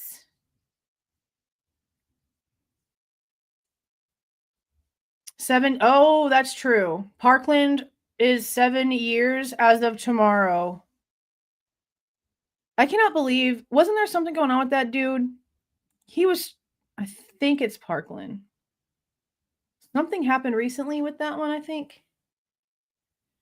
That's such a sad situation. That's that Uvalde, so many situations is the reason why I've chosen to homeschool after the whole pandemic thing. Because it was just too much thought. And then it almost happened in Everman where the case of Noel was, which wasn't far from where we lived. And luckily, the people were seeing the guy talking a bunch of crap online, and the cops caught him 2 blocks away from the school with a bunch of AK-47s in the back of his car. And he was 17, driving to the high school to do some cray-cray stuff. And this little town is like, it's like 5% of Moscow size. There's like a Dollar Tree, not even a Dollar Tree. There's a Dollar General, a liquor store, a Valero. Like they don't even have any like real restaurants in this town. And this kid was just going to go and do crazy stuff. It's just too scary. It's too scary. But I appreciate you guys coming in here and watching this to see just how ridiculous. I mean, I know most of you guys know how ridiculous, but I really hope that people that watch his channel, even though I might be too harsh for them, I hope somebody that watches him pays attention to the fact that he's lying. Because how can you sit there and respect someone who does this kind of stuff? I just don't understand it. You got to have higher expectations of people. And to not call him out, that would be the disservice. That would be the disservice here. I just don't get it. I just don't get it.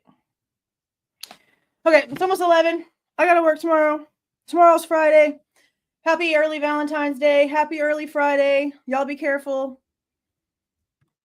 Y'all have all the lovey-dovey fun, which are make me want to gag lovey-dovey stuff. I'm so glad I don't have to deal with it. Honestly, I never, like the whole time I was with my ex, we never did anything for Valentine's Day or anniversaries or anything. So it's been actually kind of relaxing not to have any expectations. I mean, like I just do stuff for the kids.